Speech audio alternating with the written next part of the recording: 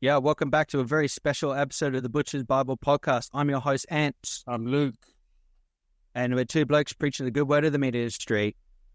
One episode at a time. Now, we have a very special guest with us today, do we not, Luke? We do indeed. Yes. We introduce you to Raul. How are you, bruss? Not too bad, guys. Yeah. Happy to be on here. Super pumped about it. Yeah, good. Yeah, man. So, before we get going, I want you to plug and promote everything Raul. 32 years old, young, I guess you could say. I've been in the meat industry for about 13 years, give or take. There's been like hiatuses here and there, but generally around 13 years. Started off at Whole Foods as a counter help guy, and I was actually supposed to be a bagger at Whole Foods, and they actually put me in the meat department. I had to beat out a college graduate for like a seasonal gig, and they ended up putting me on the team, and it just kind of clicked for me. I was dropped out of college, and I was like, this is what I want to fucking do. Like, I like working with a bunch of guys, cut the fuck out some meat, and just get the job done. And after work, let's crush some beers and do it. And that kind of camaraderie kind of like took off for me. I was like, okay, well, this is like my second family, because this is all I'm seeing more than my family. And building that team up, it was a great group of guys. And at that time, my meat manager didn't want me to be like a meat cutter. He just wanted to be like a part-time counter jockey. And guy was like, you're never going to cut meat as long as I'm meat manager here. And I was like, fucking bet. I got you. Now I'm going to take it. I had a chance to go up to Chicago. My sister lives up there, and kind of worked there for 2 years. And then I got sick of like the bureaucratic bullshit that grocery stores are. I don't know if you guys like have ever worked at a grocery store. Not personally, no, but I could. No, so mainly it's like, it's like high school, but like, and it's just constant shit over your head. This is my experience. I can't speak for everybody, but I got tired of it. It was, when can I be a meat apprentice? When can I be a meat apprentice? Oh, you gotta work a little bit harder. The department's got to make some more money. And then I just got sick of it. And the meat managers were all fucking dicks, because they don't want the new guys to take their spots and make more money, or same here, man. The same amount as money. It's bullshit. And the Butchers Guild, I want to say this is back in like 2013, before what it is right now. They had like a forum, and you could find jobs depending on where you're at, and you could apply to it or post something on it. It was like Indeed or something like that. And I got in contact with the guy that's currently at Public and Quality Meats. I can't remember his name. He started the Butcher and the Larder in Chicago. I've been hounding him for like months. Hey, you guys have any openings? Can I just come and stage there? Can I come and just like cut fat or do whatever? Like, I'll scrub anything. Just let me get in at a butcher shop. And he was like, no, but I got this butcher shop north of Chicago, up in Evanston. It's called shit, I can't remember them. Evanston Meats, or I forget. He's going to kill me. Iran's going to kill me. I'm still friends with the guy. But it was 23 years old. My first day at the shop was the first day that it opened. I had never broken down a beef carcass or a pork carcass before. So I was like super nervous about it. I knew the basics of it, because at that time on YouTube, there really wasn't like American Butcher or the Bearded Butchers or anybody like that. So the few videos that there are actually, I'm pretty sure y'all remember this, is Eblix lamb cutting demos. It was some German guy that was cutting for, I think it was like English or British lamb company that was doing videos of demonstrations of breaking things down. Yeah. That video, and some master butcher with some white hat. I could probably send you guys a video of it. But those are the only two videos I had of breaking down any kind of animal. So I had to like go over it, do the best that I could. And then he brought in this lady butcher. I can't remember her name, because this is years ago, and she's probably doing something else now. Yeah. and she taught me how to break down a half a beef and a half a pork in one day. And that's pretty much what got me by for the next like 6 years until I started working on whole carcasses at, I was doing whole carcasses there, but here in America, it's, you have butcher shops that get in quartered beef where it's like the chuck, the rib, the short one, and the round, and you have to table break it. Table breaking at that point in my career was, oh man, this is awesome. This is the only way I want to do it. And then I worked at some other places that did hanging beef, and hanging beef like how you do, Luke, and I'm sure that's how you do, Anthony. It's just hanging on the rail, and you're just cutting the fuck out of it, breaking the sections off, and doing what you got to do there. But it's a really long story. I just kind of bounced around a lot, as you guys have probably kept up throughout the years, which a lot of people have. But it's just been wild. Just a lot of swashbuckling and smoking cigarettes and cutting meat, waking up early as fuck in the morning, and just making meat look good, trying to get people interested in over here. Because where I'm at right now, here in Redbud, it's kind of a rural town, and you see this a lot in America, especially in my travels. Rural towns don't really eat those fancy, like, boutique butcher shop cuts. Most of these people don't know what a flat iron is, or they just cook chuck roast, arm roast, any kind of basic roast, eating obviously like ribeyes and New York strips and tenderloins and things like that. But out here, it's not very, they don't get they don't get to experiment with cuts, because most of the butchers out here really don't know some of that stuff. Yeah. But then when you go into the city, you have the boutique butcher shops and some of the fancier high-end grocery stores that do tend to order that stuff. But with the fads that are going on now on social media, you go on Facebook, there's reels on this douchebag that doesn't know anything about cutting meat. Let me make this really popular cut, really popular. And then this becomes a trend at grocery stores and butcher shops where they only get two things on a carcass. So people come in asking for these certain cuts, and they're kind of disappointed that, oh, what do you mean you don't have more terrace major? I'm sorry, those are 3/4 of a pound, and you only get two of them. So unless you want to put a special order in for it, then that's the only way you're going to get it. And sometimes customers are really chill about it. And then some people are just like, I don't understand why you don't have more of this cut. And it's hard to like educate. Supply and demand, isn't it? It's supply and demand, and it's the education as well. So like Luke and I have talked about it like 100 times on here. It's all about that education, like trying to make that unpopular cut a popular cut.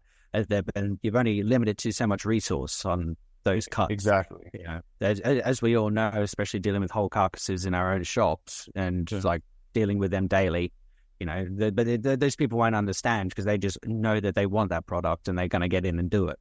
But they get exactly. And then you lose them to a grocery store or something like that because they want to get those 12-pound pork butts. And like, I think the people love and this is probably a lot different for me, for you guys, because over there, like, this is one of my goals is to one day go for a month and go pop around to all the butcher shops in the UK, France, England, Ireland, Italy, France, all the places, because I have like butchers from all over the world that follow me. Yeah. And I'm just like, at this point, I'm just like, I just want to learn more. And I want to go over there and see how you guys do it and compare it, and also learn how to do it the way that y'all do it, so I could just get more information. I mean, I draw most of my inspiration from guys like you, because you have whole carcasses all the time. I mean, I'm sure you guys get like supplemental box meat in for like certain cuts that a lot of people want. Really? No, really? I don't. This is not the paperwork for me to set up for a wholesale. So everyone that shops with me, they know that I've got 4 ribeyes to sell because I'll have 2 sides of beef, 4 sides of beef and everything. So people know to get in or place an order early. And if you miss out, you fucking miss out. Yeah. And God, I wish that was like more of a mentality here. It's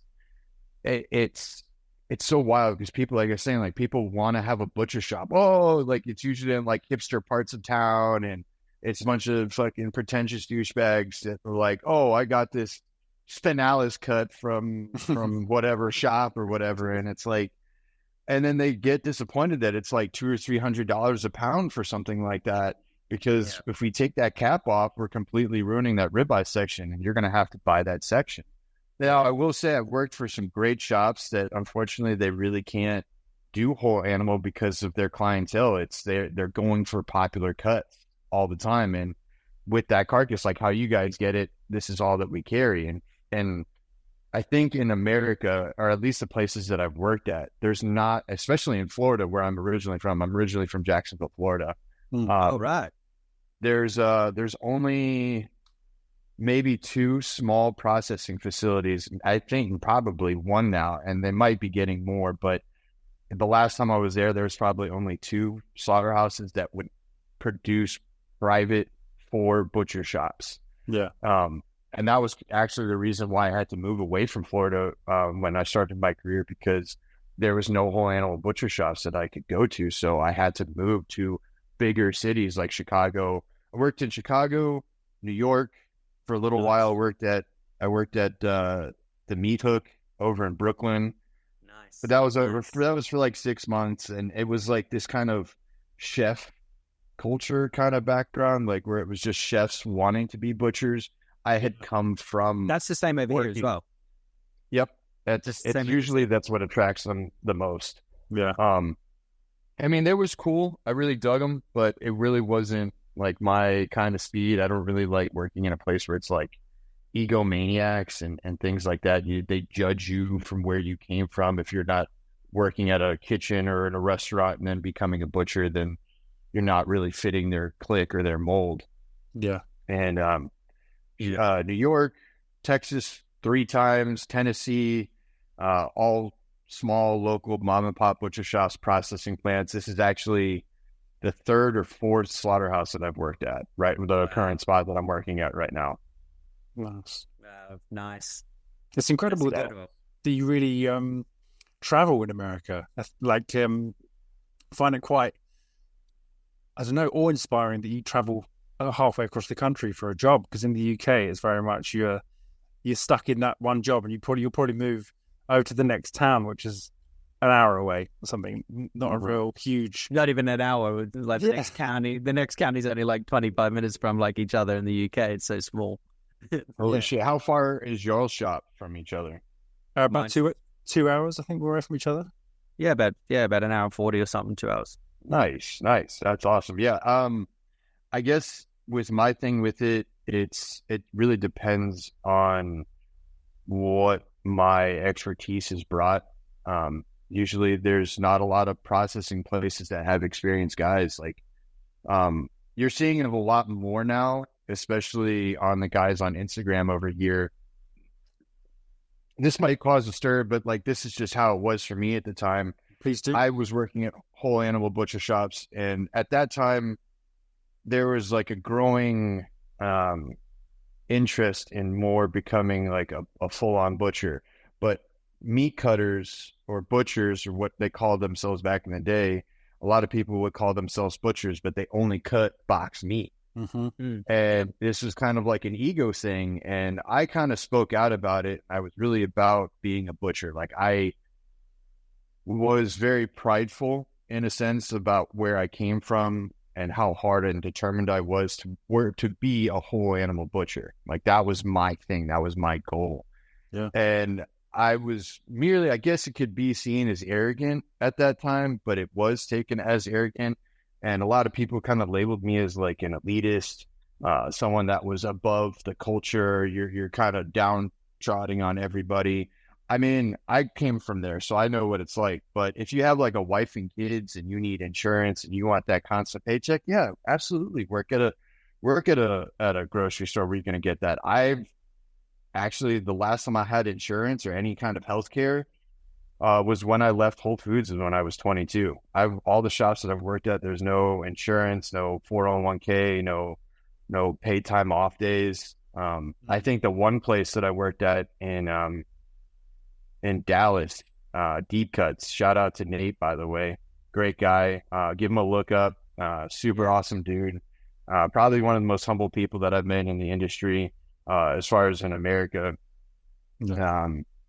It's just tough, and to do that and then to be labeled as an elitist. And I think it's kind of what Jared went through at that time when he was like, and I want to say it was this is what he said, that he had the best looking meat case in America.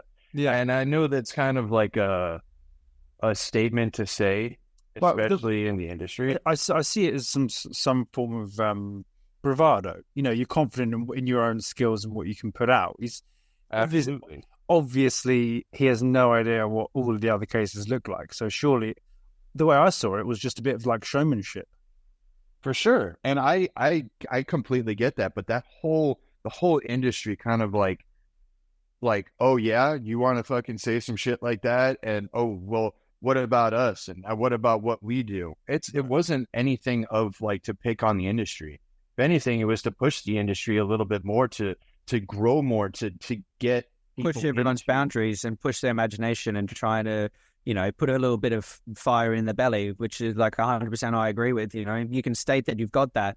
There we go. There's a bit of competition. Let's push. Let's go. Yeah, exactly. And I think from that time on now, from all those people that did kind of voice their opinion about how we perceive the industry, you can notice all of these people now on Instagram who used to just cut at grocery stores.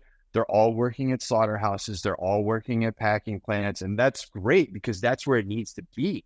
It should have been way before COVID, when all these meat cutters and people working at grocery stores, when COVID happened, oh, we're the essential workers. No, we've been essential workers the whole fucking time. We didn't need us like some sort of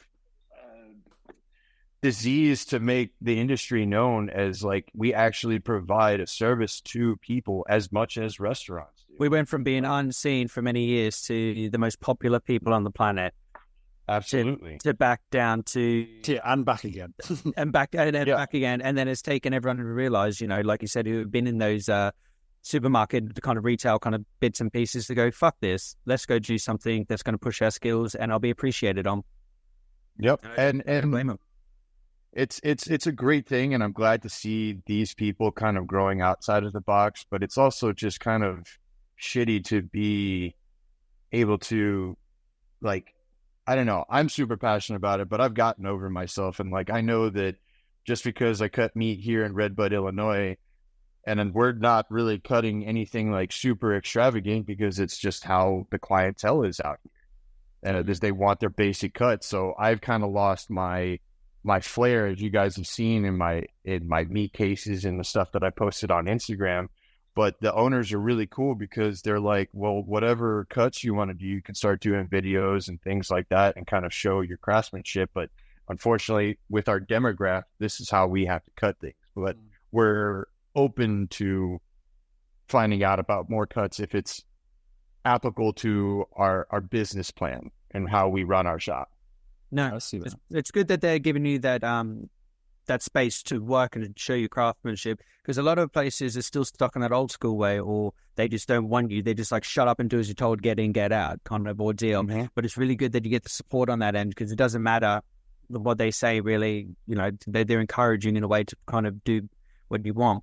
You know, it's absolutely and it's nice to back away from like the butchery part from it, because I've done it for so long. It can kind of get old. I mean, I would love to do the stuff that you guys do. I mean, like the shit that you guys have in your case, the way you guys make your case look, the pictures, everything. It's just, there's beauty in cutting it and to make it look presentable. I remember one meat cutter told me back in the day, one of my meat managers was like, would you give this cut to your mother or your grandmother? And I cut like a sloppy top sirloin steak or something like this. Is when I was an apprentice, and it had fucking dog marks in it and everything else like that. And I was like, well, maybe, I don't know. And he's like, well, you got to think about it as the customer. You want that customer to open that package up and be excited about it. Oh man, Luke cut this fucking steak for me. I'm going to come back to this because I cooked it and it came out amazing. He walked me through it. And from that, like, kind of example is what kind of put more light on it for me to enjoy what I do. Yeah. I mean, even when I bring it home for myself, I'm like, yeah, that's let's cook some shit right now. Yeah, man, get fired up. You get fired up. Right? You often save the best things for yourself, don't you? Secretly, just tucked away. Oh yeah, Alex away. No one out here knows what a fucking what do you guys call it? The spider steak or the oyster steak? Yeah. The spider steak. Yeah, in the hip bone. Hit the bone. Yeah. None of these people. I've worked in Tennessee and rural Illinois and like all these places, and people have never heard of this cut before. But when you tell them where it's from, they're like, I don't really want to know where that's from. They're like, that's from the asshole, man. Yeah, exactly. It's like, I don't want to eat no pucker steak. Oh, you guys heard how it was in Tennessee. That shit was hilarious. I was some sort of like meat wizard because no one had ever had like a terrace major or done Korean style short ribs or had different types of sausage outside of country breakfast sausage, and that's it. What's in a country breakfast sausage? It's like sage, but it's just like salt, pepper, garlic. And most of the time when people at these big processing plants or small processing plants that I've worked at, they're just using like prepackaged seasoning. They're not like actually measuring out. Yeah, it's not measuring it out. It saves a lot of time. It's like they're doing like 200 pounds at a time. So to have somebody dedicated to measuring things out, it really saves them the time instead of just opening up a packet, tossing it in. Yeah, there's a lot of butcher shops do that around us. Yeah, that makes sense. I mean, it makes sense. Stuff. Yeah. But I can't be fucked dealing with that stuff. Yeah, no. I just like the stuff is like having a sausage that's like really, really fucking good. Yeah. Like having fresh herbs around you as well, and you're smelling it, and you're like, it's in the air and the aroma. But when you just open up a pack, and it's just like, you're just like, yeah, and then you just like put the packet in the sausages, and you got to fucking mix that bitch up. And it's just when like your nose is running, like you just did like blow or something. You're like, why am I bleeding from my nose or something like that? What the fuck? Yeah, I know. So what? So currently, you're mainly just doing slaughter now, are you? I've seen. Right now, so we're a small shop.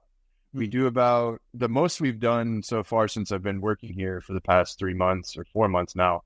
Kill days are on Monday, and we've been doing about 4 because January is kind of like a slower-ish month. Yeah. We've kind of stepped it up a little bit more. So now we did 6 today, and Mondays is just kill days. And during the week, so in Redbud, there's a bunch of grocery restaurants and small places, country marts and things like that. I think there's like a Subway and a McDonald's. Everything else is just locally owned, and this shop gets in all the meat that all of these restaurants need. So we're kind of like the middleman.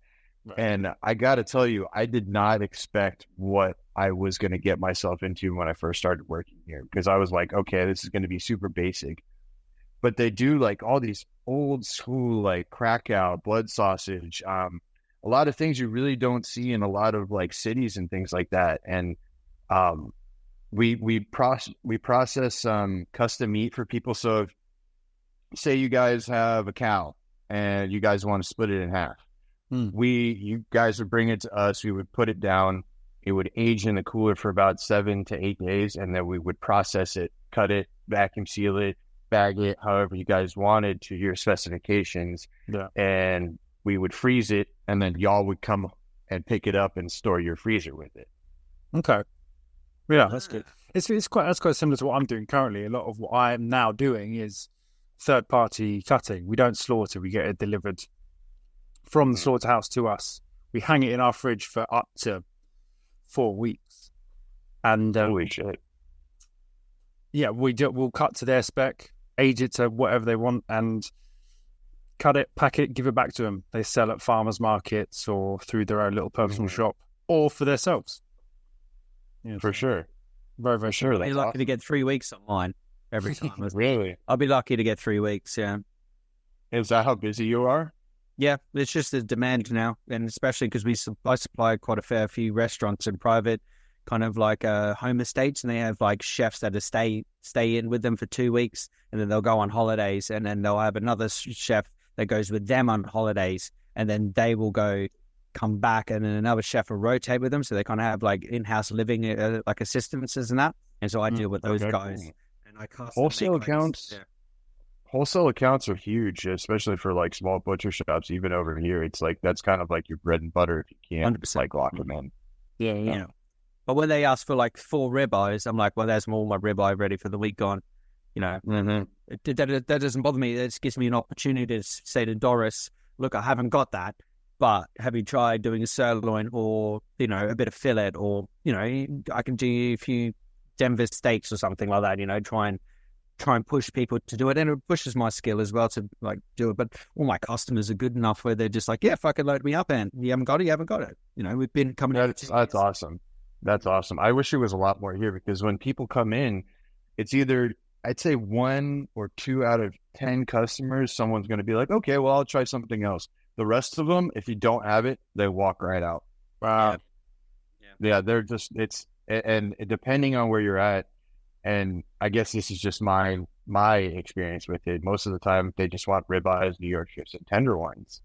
Yeah. And that's not possible to do that. So that almost makes most of the industry have to bring in supplemental meats that are box meats, and you can get carcasses in, but you're only going to get 2 halves of beef, and then the rest you're getting box meat. Yeah.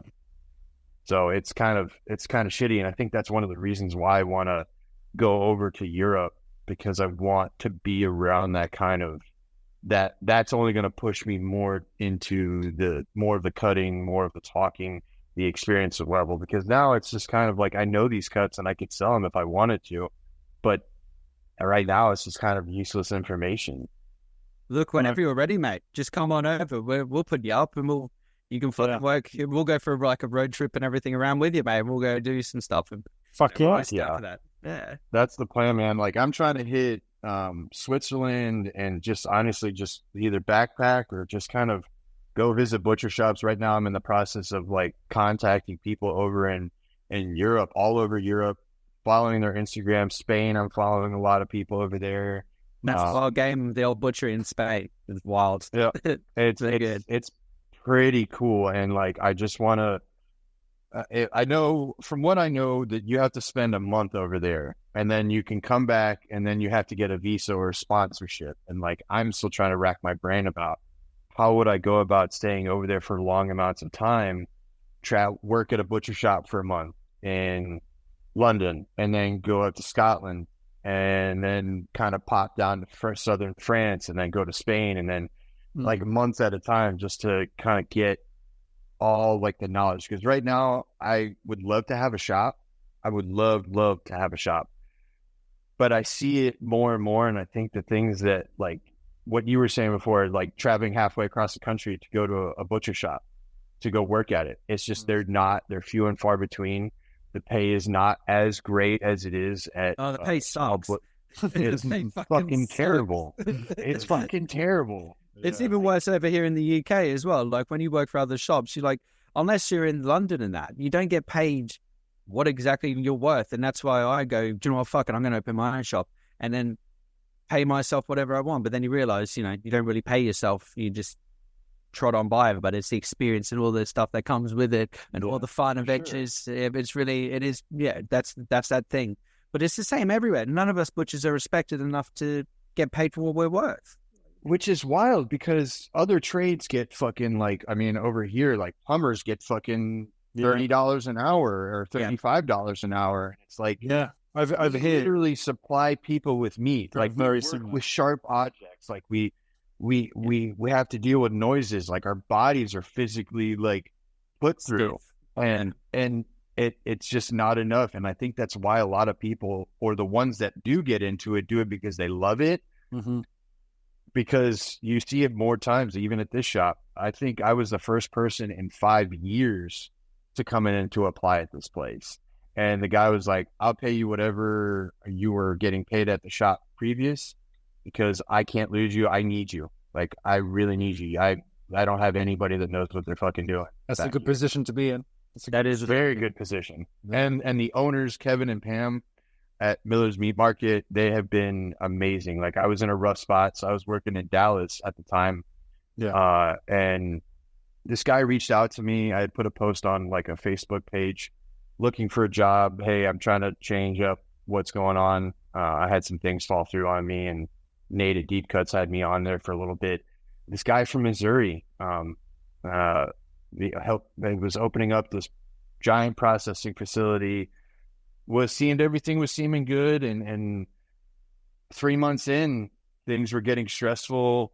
It wasn't working out the way that he wanted to. He had no experience in the industry, which you see a lot over here in the States, is people with a shit ton of money that have never cut a carcass or never touched anything as far as me. And they're like, I want to open a butcher shop. And it's like, that's not really how it works. And they just constantly throw a ton of money at it and hope it works. Yeah. And like, it's going to make it work. And like, you will build it, we will come. Yeah. Yeah. Doesn't work that way. It's ridiculous. And you see it so often. And then when it's time for crunch time and you're doing the things like myself in that situation, trying to mitigate those things. Hey, Anne. Yes, Lee. Spring's coming, and our friends over at Was Sauce Hut are having an exclusive offer for all your cooking needs. When you use code BB15, that's BB15, and get 15% off all purchases. From gift cards to family and single pack sauces, they range from Luke's favorite apple bourbon sauce to Ant's mango, all the way through to their award-winning Crack and Fury rum-infused hot sauce. Woo! Yeah. Start stacking your shelves and get ready for summer, and most importantly, save yourself some money with the code BB15. Now, let's get back to the podcast. They lose trust in you because they think that you're trying to fuck them over, and it's not the case. It's like, yo, you're not listening to what I say. Mm-hmm. And the guy ended up firing me. I moved my life up there, and I was literally staying at one of his friends' places, and he was like, I think it's weird that you're not what is it? I didn't give him my sausage recipes because I have sausage recipes from all over the years. And this guy thinks that like, oh, well, I'm going to work him for a little bit and then he's going to give me my sausage. I don't give anybody a sausage recipe until I'm getting fucking paid for my recipe. Right. Yeah. Exactly. 100%. And get commission on those sausages. Yeah, exactly. And the guy got butthurt and he was like, well, then we need to part ways. And I was like, all right, fuck it. I'll find another job. And luckily these people, Kevin and Pam, I called up like 5 or 6 butcher shops within a 2-hour radius, and they took me on a week later, and they've helped me find a place here. I live here in town, and if it wasn't for them, I'd be up Schitt's Creek. So right. It's just wild how it kind of works out that way. Now I'm learning more on the kill floor than so yeah, this is the first place. I've slaughtered before, but it wasn't really a lot like what I'm doing right now. Like it's every Monday for the past 3 months, and I've kind of skinned here, taken a couple hoofs off there. Never really did any like wheezing, which is like kind of taking the esophagus out and tying it off. Yeah. But Kevin, this guy, he's been literally they've owned this business since 1956, so it's been in the family. Nice. They've been in Redbud for God knows how long, and I think from 56 until 79, they had it at one place here in town, and then they built the shop where I'm at right now, so it's been open since 79. He was the first person to kill the first beef at that place on his first day of freshman year of high school. Wow. So this dude's been getting after it, and he is a cold motherfucker. This dude is ice cold. Like, just... He's a shorter guy, but he's like stock. He's got some fucking heaters on him. Like it's got like Popeye arms. Yeah. And like one shot kill on the kill floor. He pushes you with he knows where you're at. He gives you confidence when you need it, because I was shaky as shit. Like I was like, man, I'm fucking nervous right now. He's like, look, we're going to have you watch and then like kind of work you into it. And now I'm fucking, we're 3 guys. We only have 3 guys back there right now. It's me, Kevin, and another guy. And then the new guy we just hired really has never cut meat before. So he's kind of doing like the odds and ends and like back work and things like that. But I'm mainly skinning whole beef now by myself, taking the head off, bleeding it out. So it's like, man, like, holy shit, I never kind of thought that this would take me this way. And it's really cool. I actually like love working the kill 4 days, as macabre as it may be.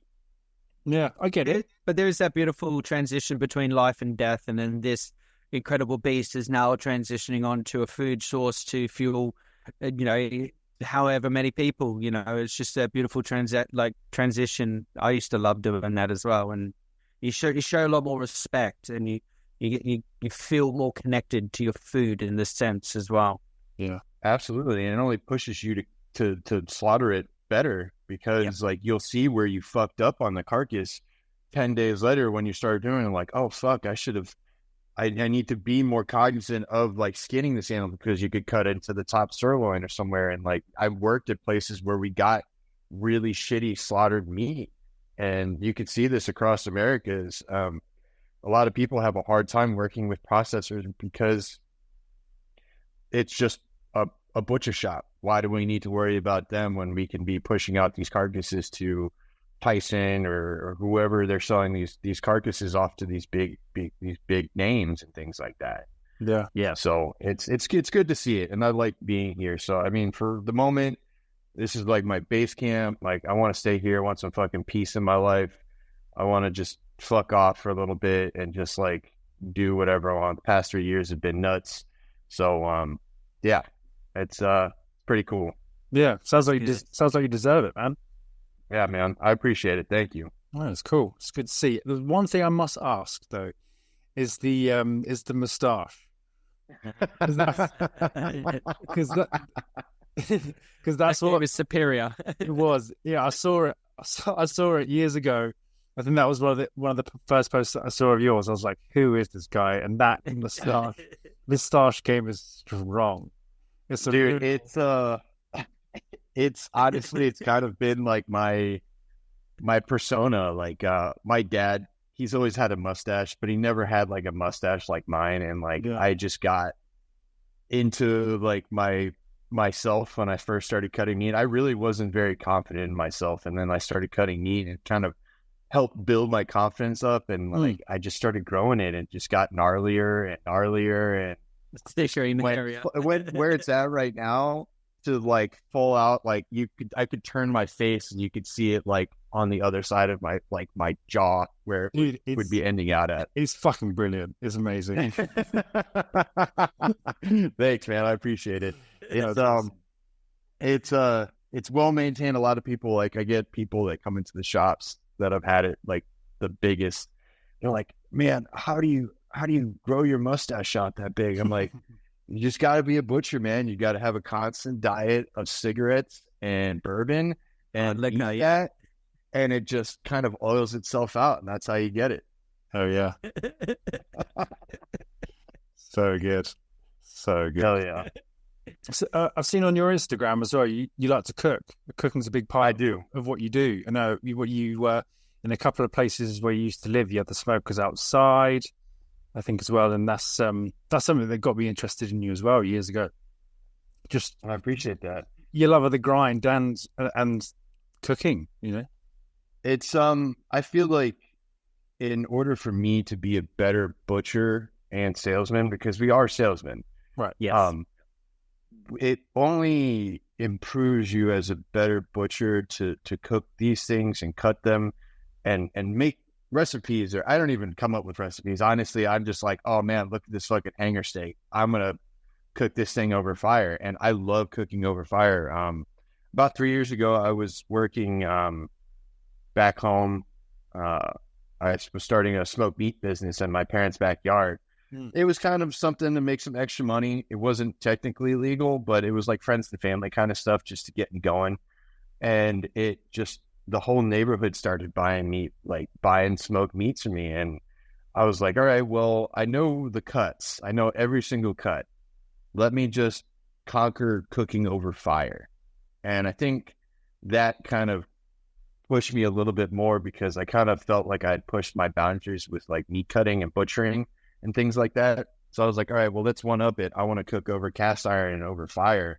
And my thing is, I'm Puerto Rican and Colombian, and how we grew up, as soon as we were of age to like reach the countertop, you were peeling garlic, you were folding napkins. It was like my mom had her own like private restaurant, but it was with a bunch of kids and stuff like that, just to put them straight to work. And growing up in my mom's kitchen, it kind of really like, that's what we always did, was sitting down and eating together, or if we had a big party of all our cousins or family members, we would cook, and then we would kind of graze, and drink, and eat, and laugh, and all that stuff. So my thing is, I like having people around or over. I want to cook for them. Like it's like an experience. Like I get into my passion of it. Like most of the time, people are like, "Oh, you cut meat, dude? What's your favorite cut?" Like I got to come over and try some of your meats. Marcus over in Australia, Whole Beast Butchery. Whole thing that he has going on and how he's built that, and like his Instagram, you see his like snap stories of like him cutting the fuck out of it and then fucking slapping it down on the grill and like doing kebabs and stuff like that. Like, man, like I would live for that. Like if I wanted to, but like cooking for me is just like, I just like eating good. I work hard. I mean, I get paid. I can pay my bills, but at the end of the day, the take home isn't really that much. So what else am I going to do? I'm going to play some records. I'm going to catch a good buzz. I'm going to eat some good steak and like have a good time and like make the most of my free time when I have it. Yeah. Hell yeah. That's the life in it. It's the simple things. And honestly, it's like, if I can get meat as fresh as I can get it from here, which I've been really spoiled. We're all spoiled like that. Like, all right, well, what am I going to cook this weekend? Well, what's not selling? Let me get some lamb shakes, or let me get some lamb shoulder. And I gotta say, one of the things I'm super jealous of y'all and like everybody else all over the world, y'all eat lamb like it's beef. People over here do not eat lamb. It's like pretty embedded in the culture, the old lamb, because it's quite embedded. You know, it's quite different. Especially like me, going from Australia to the UK, the demographic of the whole lamb eating process, you know, the UK is very structured. They were like, well, only eat lamb over Easter, or if there's special occasions, like they'll get lamb shakes when they haven't seen their sister or something for 2 or 3 years. It's quite like that. But in Australia, we have like a love lamb, eat lamb day and everything. So us as Australians and Kiwis as well, just smash it down. It's like, that's a weekly staple diet for us. That just keeps going. Oh, yeah. In the UK, it's kind of like... Yeah, you get the odd Sunday roast. That really... Yeah. But, okay. Or someone's making like a lamb tagine, or they've found like a Greek recipe or a Puerto Rican recipe or something like that. That's what they kind of like, all right, that's when they'll do it. You know, that's where that lamb structure. But I fucking eat lamb twice a week. If I could get my hands on it more, I would eat it more, like domestic lamb. And like, I've had my things with lamb, and like you go into a grocery store here in the States, most of it is coming from New Zealand or Australia. And I'm sure it's great when it's like there. Like I would love to have Australian and New Zealand lamb. I would love to. But my experience with it from working at grocery stores, even if it's New Zealand or Australian, it's frozen, put on a shipping container, shipped here. And by the time it gets to you, you only have a little bit of time left with it before the gases in the vacuum sealed bags start like smelling like a bag of mashed up asshole. And it's just not like something like a lot of people like to smell. And like domestic lamb from the States is amazing. I mean, there's a bigger fat cap, but it's not like any kind of lamb that most people have kind of ruined. It has this like gaminess to it that most Americans are really not fond of. They'll rather eat pork or beef or chicken over lamb any day. Yeah. Do you want to know something interesting about the Australian New Zealand lamb? Back in the early 1900s, the original lamb came from Dorset here, and it was a Dorset Poll Texel. It's the only lamb that you can rear in harsh conditions, summer, winter, wherever. So in the early 1900s, it took that Dorset lamb and went over to Australia and bred it over there, took it over to New Zealand. So anytime anyone says Australian lamb of New Zealand's the best, you go, it started in Dorset, you cunts. Yeah. There's a bit of history for you on the old lamb. And I'll tell you what. It's all UK lamb. It's all UK lamb originally. So like if anyone goes, oh, that stuff's the best, you go, you haven't tried the UK stuff. And that's the best stuff I've ever fucking worked with, ever. It is just hands down the nicest and easiest to work with. I can't wait to see like coming over there. I mean, just how you guys prepare your meat cases, and like I follow pretty much the most of everybody. Like, I can't for right now like name all the names that I follow on Instagram, but like that, like how you guys cut your roast, tie your roast, make it look, do the lattices and everything, like set up your butcher case, like that is my inspiration for when I cut for a case, when I have free reign to make a case like look like that.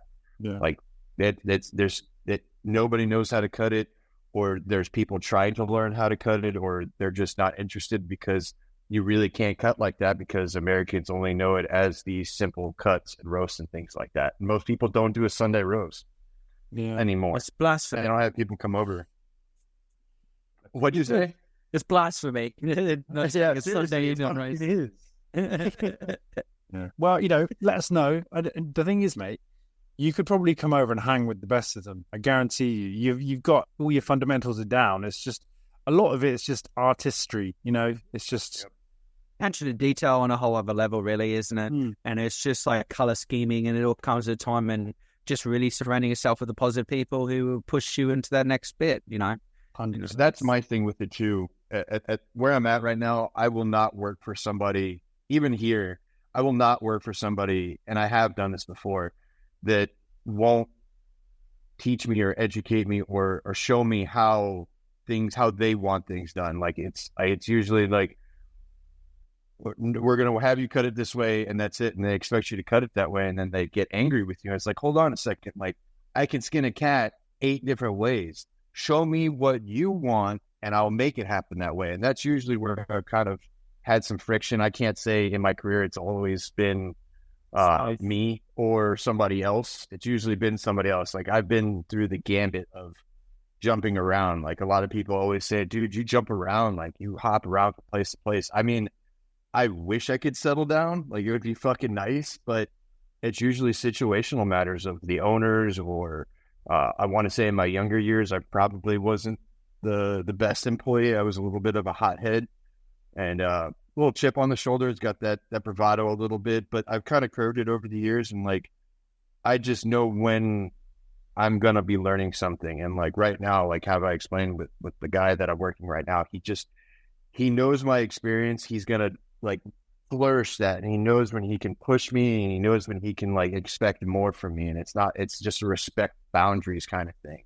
Yeah. Not like yelling and screaming and throwing boxes and throwing fucking knives and throwing sharpening steels that I've had to deal with, like meat cutters that just fucking meat managers that just lose their shit. And it just kind of causes like it kind of turns a lot of people away from it, I feel like. And of course it would. I think one of the things natural. Yeah, no, it's kind of fucked actually. But when I come over there, I definitely want to like spend some time and like see how you guys do things. I just want to be a sponge. I honestly just want to see everything and anything sausage making. I know it's probably not any different or anything like that, but it's just y'all's like palate are so much different than it is over here in the States. Like I think it was you, Luke, that you had peas in your sausage. Like having peas in sausage or something like that. The lamb pea and mint. Yeah, that's I no never would have thought putting mint and peas in a lamb sausage, but I'm sure it fucking tastes amazing. And like, there's just not a clientele for that. I mean, I've had some English and Australians come over asking for roast and things like that, and thankfully I was there. What I've learned off of Instagram was allowed me to help them out. But you put that in front of any American or anything like that, most of them are not going to know what the fuck a Sunday roast is or a top side of beef or anything like that. It's merely like a vernacular kind of thing. I'll tell you what, that's really refreshing, like the way you've been put that, like the way you've described like the Americans in that term, because when I came over 10 years ago, doing certain things that I did over in Australia to now the UK and putting it to people, it's just like they were put off by those things or didn't understand those things or whatever. It's just like, it's quite refreshing because I was like, what is wrong with people? Like, do you not respect what is happening, or like, what is this?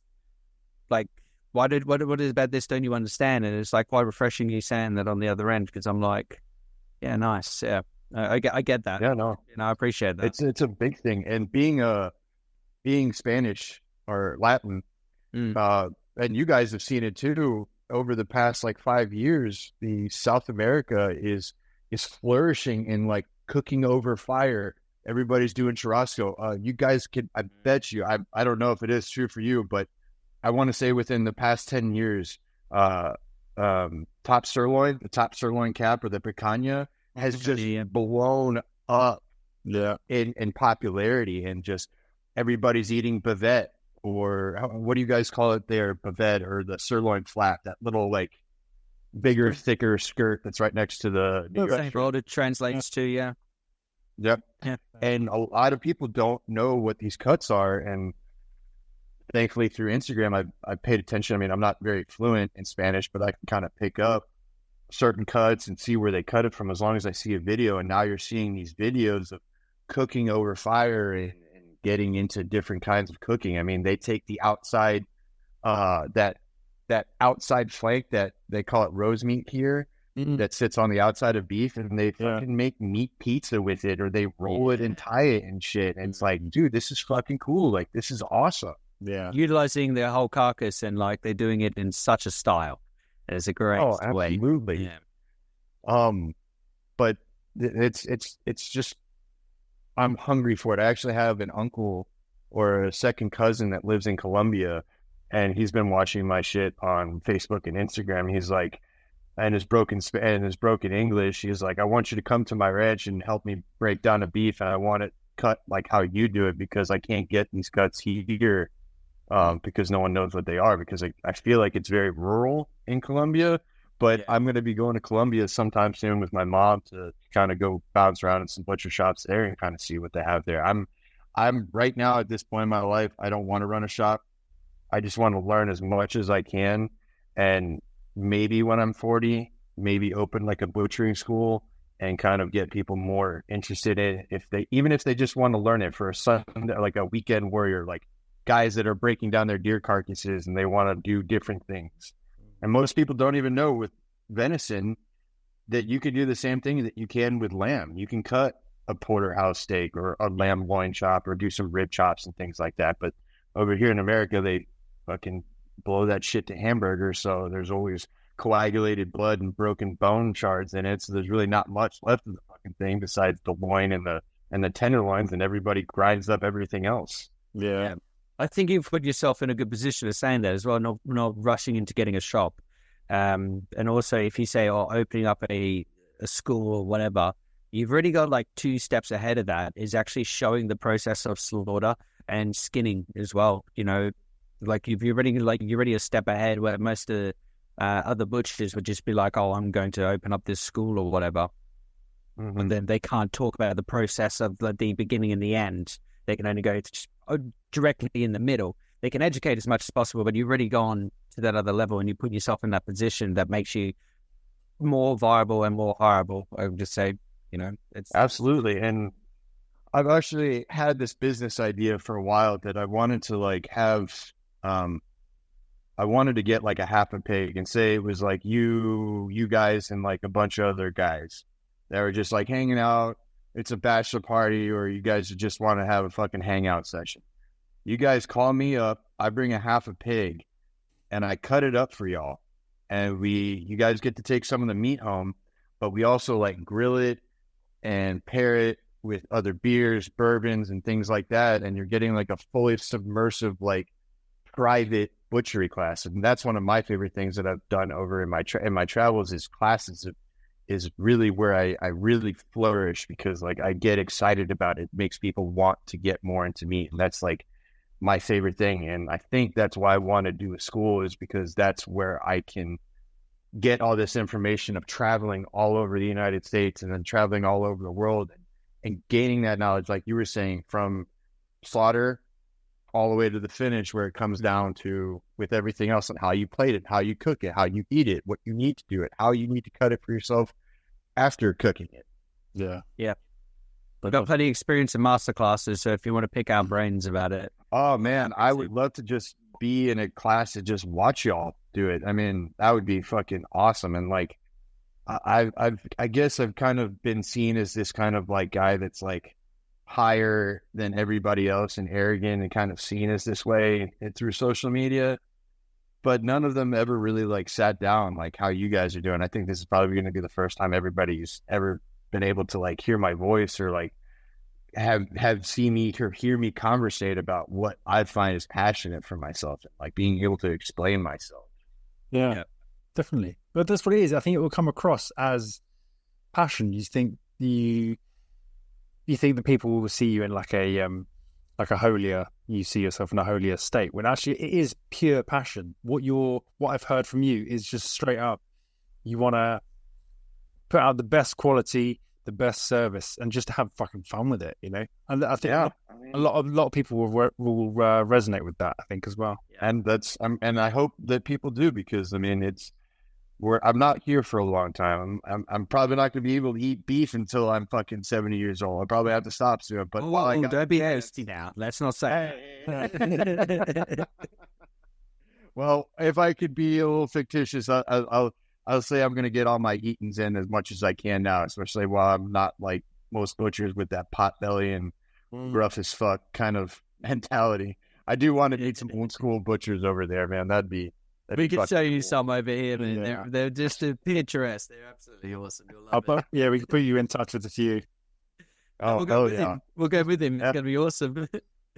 He's at it. Pub crawls. Let's go. I want to try beers. I want to try fucking just everything. Any kind of food, just put it in front of me. Like, I am not a picky eater. Like, I want to eat all the things that you guys put up on Instagram. Just like, fuck, man, I need to get over there to try this stuff, because you can't find that stuff here.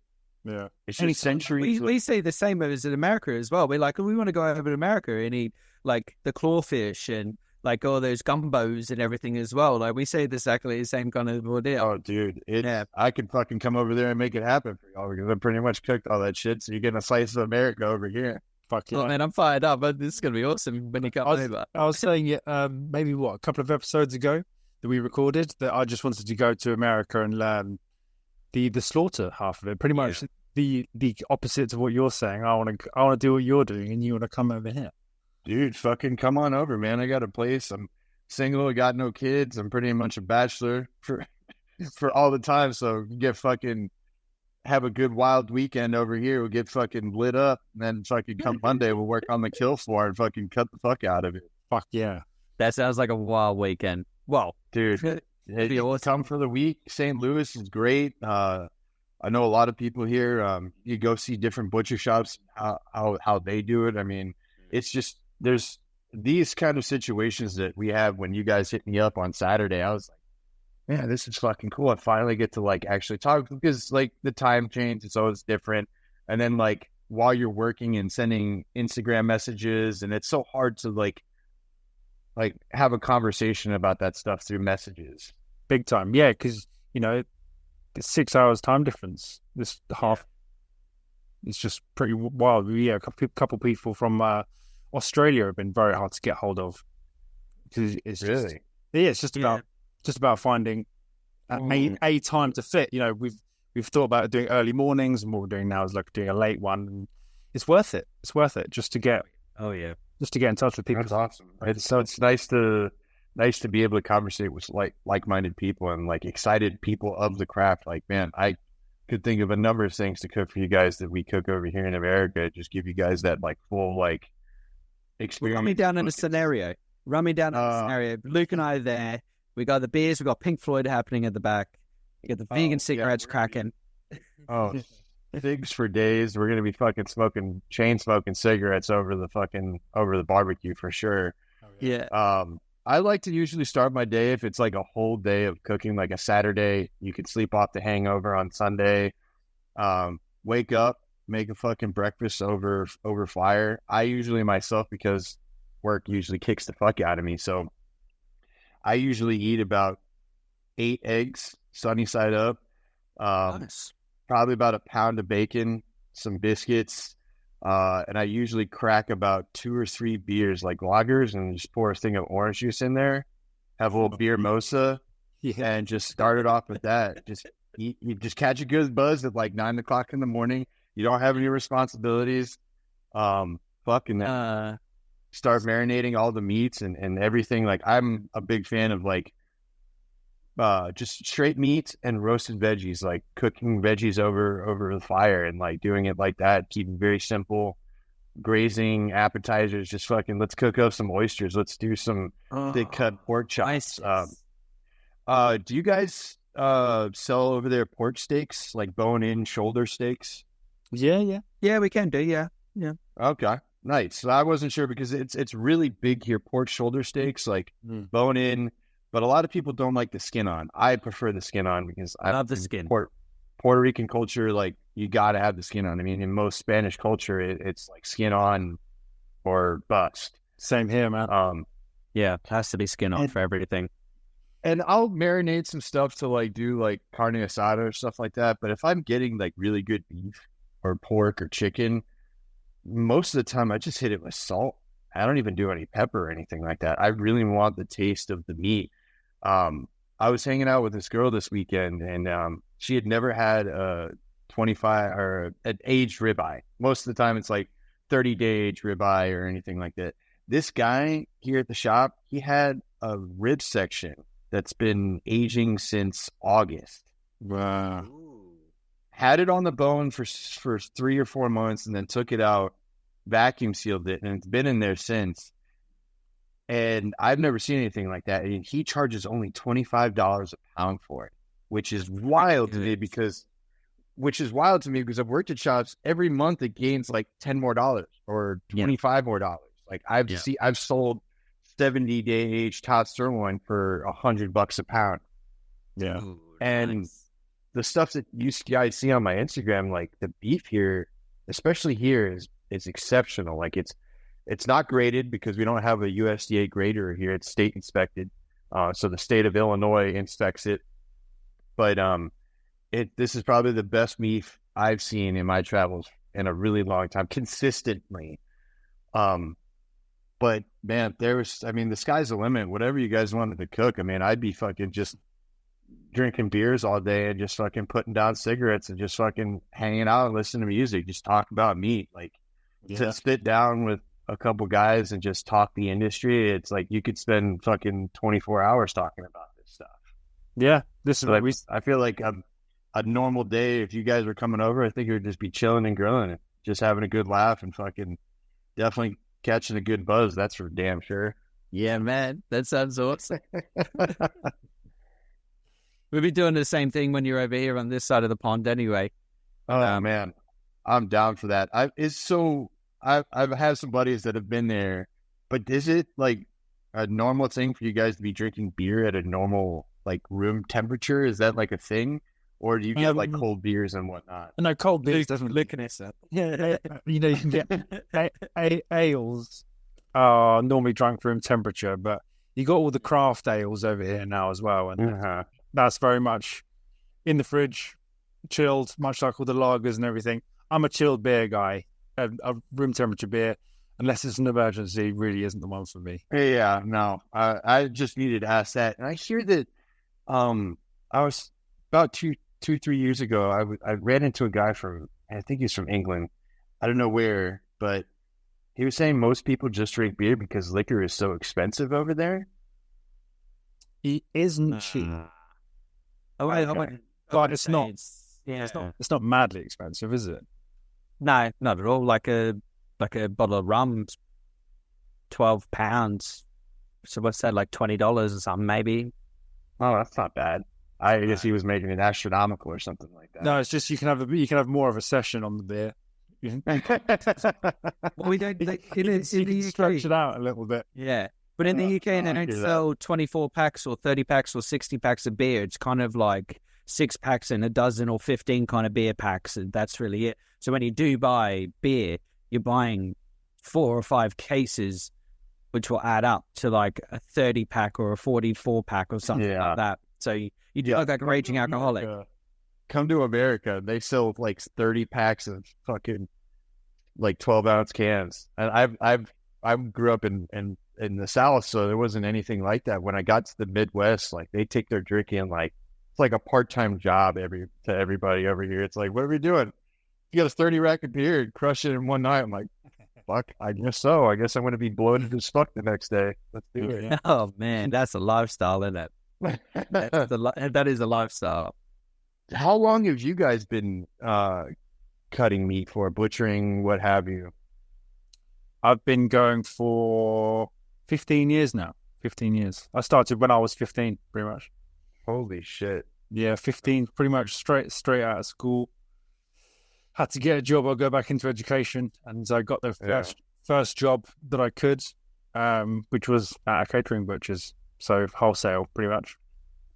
I was just carrying beef around, pulling ton pallets around, and watching the old boys till I got an apprenticeship. That was kind of the rest is history, to be honest. Yeah. How about you, Anthony? On and off, it'd be about 18 years. Yeah, I originally started in slaughter as well. So the whole factory that I worked on was when you sign up for your apprenticeship, you start right at the apprenticeship. You do slaughter, you do skinning, you do like your gutting and everything as well. And I was 13. Mm-hmm. I was 13 when I started. Man, that's wild. Here in the States, like I wish there's no like apprenticeships that start you off like in high school or anything like that. There's nothing like that. Like you have to start as a counter help guy at like 18 years old because you can't work in a meat department until you're 18 here. Yeah. Just because of the bandsaw and whatnot and the safety standards for it. But there's no shop classes, and maybe I'm wrong, but I've never found anything as far as like someone starting off in high school and learning that trade through it, because I don't know about you guys, but I don't have anybody in my family that's a butcher. So I just kind of fell into it immediately and it just took off from there. But I wish I had a little bit more of that like experience to help me gain further. If I wasn't hungry enough, I would still be cutting meat at some fucking grocery store or something like that. Right. Yeah. Yeah, no one in my family were butchers or anything. And food, like I got a Spanish background as well as Australian and English. And my mum, I've said it here before, taking the piss out on her is like, she can't cook. But my grandfather was a really good cook and he had that Spanish background, it was really good. So the kind of drive, when I got into the meat industry, that's when I was just like, right, like you said a bit earlier, it's like we're salesmen as well, but we got to know the product and how we cook and how to sell that product, as well as cutting is like the 90%. You got the 5% the talk, you got the 5% and know how to cook it and tell it. And that's what kept me on again. Yeah. I've got a theory on back every day. Yeah. I've got a theory that if you're not born into a family that has a butcher's shop, or none of your family is a butcher, you never actually set out to be a butcher. It's just something you just pick up randomly and stick. Oh man, I can't even tell you like how many dates I've been on with like women over the years, like Tinder or Bumble or anything like that. And most of them are usually like very intimidated about it because like, oh, he's a butcher, he's gonna cut me up or some dumb shit like that. And it's like, nah, I mean, I just kind of fell into it. It's like there's no like ulterior motive. Like I just like, there's just something about it. I think I want to say the one thing that really got me into butchering or cutting meat at that time was separating the top rump cap, as the top sirloin cap, from the sirloin, and hearing that cracking noise when you follow that seam, when you hear that, like, and you're just hitting that seam the right way. And I don't know, it just like, even talking about it gives me like goosebumps, because it's just like, it's a martial art form. You do it that way every single time, and you find that seam and you're doing it. It's like order of operations, like we did back in school for math, like order of operations, like where do you start with the slaughter? You fucking gut the fucking thing and start bleeding it out, take the head off, lower it down, start taking the hooves off. It's just like this. It happens that way every single time. It's repetition. Yeah. And depending on where you're at, like I'm sure Frenching rib chops, how did you guys get good at? Fucking repetition. You're sitting there fucking scraping the fuck out of the thing. Yeah. Well, that comes with being in the boning room. You got to make sure all those bones are clean. And then eventually that translates into Frenching stuff and, doing everything. But it's good practice as well, trying to find the heel in your knife and just not making the tip of your knife blunt or the center, using the heel. There's a lot of niche ways of doing it. But I always found using the heel. Absolutely. And like, and I got to ask you this, both of you guys, were there ever any points in your careers where you just wanted to walk away from it? Yes. Several times. Oh, last week. It's an odd question for me because like it's very love and hate, and like we know that the pay is not the best, but there's something about it that draws us back. And at this point in my career, I mean, I'm 32. How old are you guys? 31, 34. Okay, so right around the same age. Like there are times where I just was like, man, fuck this. Like fuck this job. Fuck the bullshit. I like the anger coming home and being all fucking hot-headed after some dumbasses just fuck your day up. Mm-hmm. Like it's just like I want to be done with this and I never want to look back at it again. So it was several times I've found that you go through waves, you kind of fall out of love with it in a way. And I was just sick of the places where I was working as well. So I've had to change my mentality by changing where I was working. That was the big thing for me. I went self-employed, and I was fortunate enough to be able to go self-employed. And I was then pretty much working in 4 or 5 shops, farm shops, cutting rooms, in about an hour and a half sort of circular remit where I live, and that made me thoroughly start enjoying it again, to be honest. And just meeting new people, it's the different energy, much like you, with meeting this new person that you're at where you're working now. Just injects a new sort of energy into it, and they tell you things and show you things that you didn't know before, and you're like, fuck, maybe I don't know it all. Maybe there is something interesting. Maybe there is something that is holding me in, pulling me back.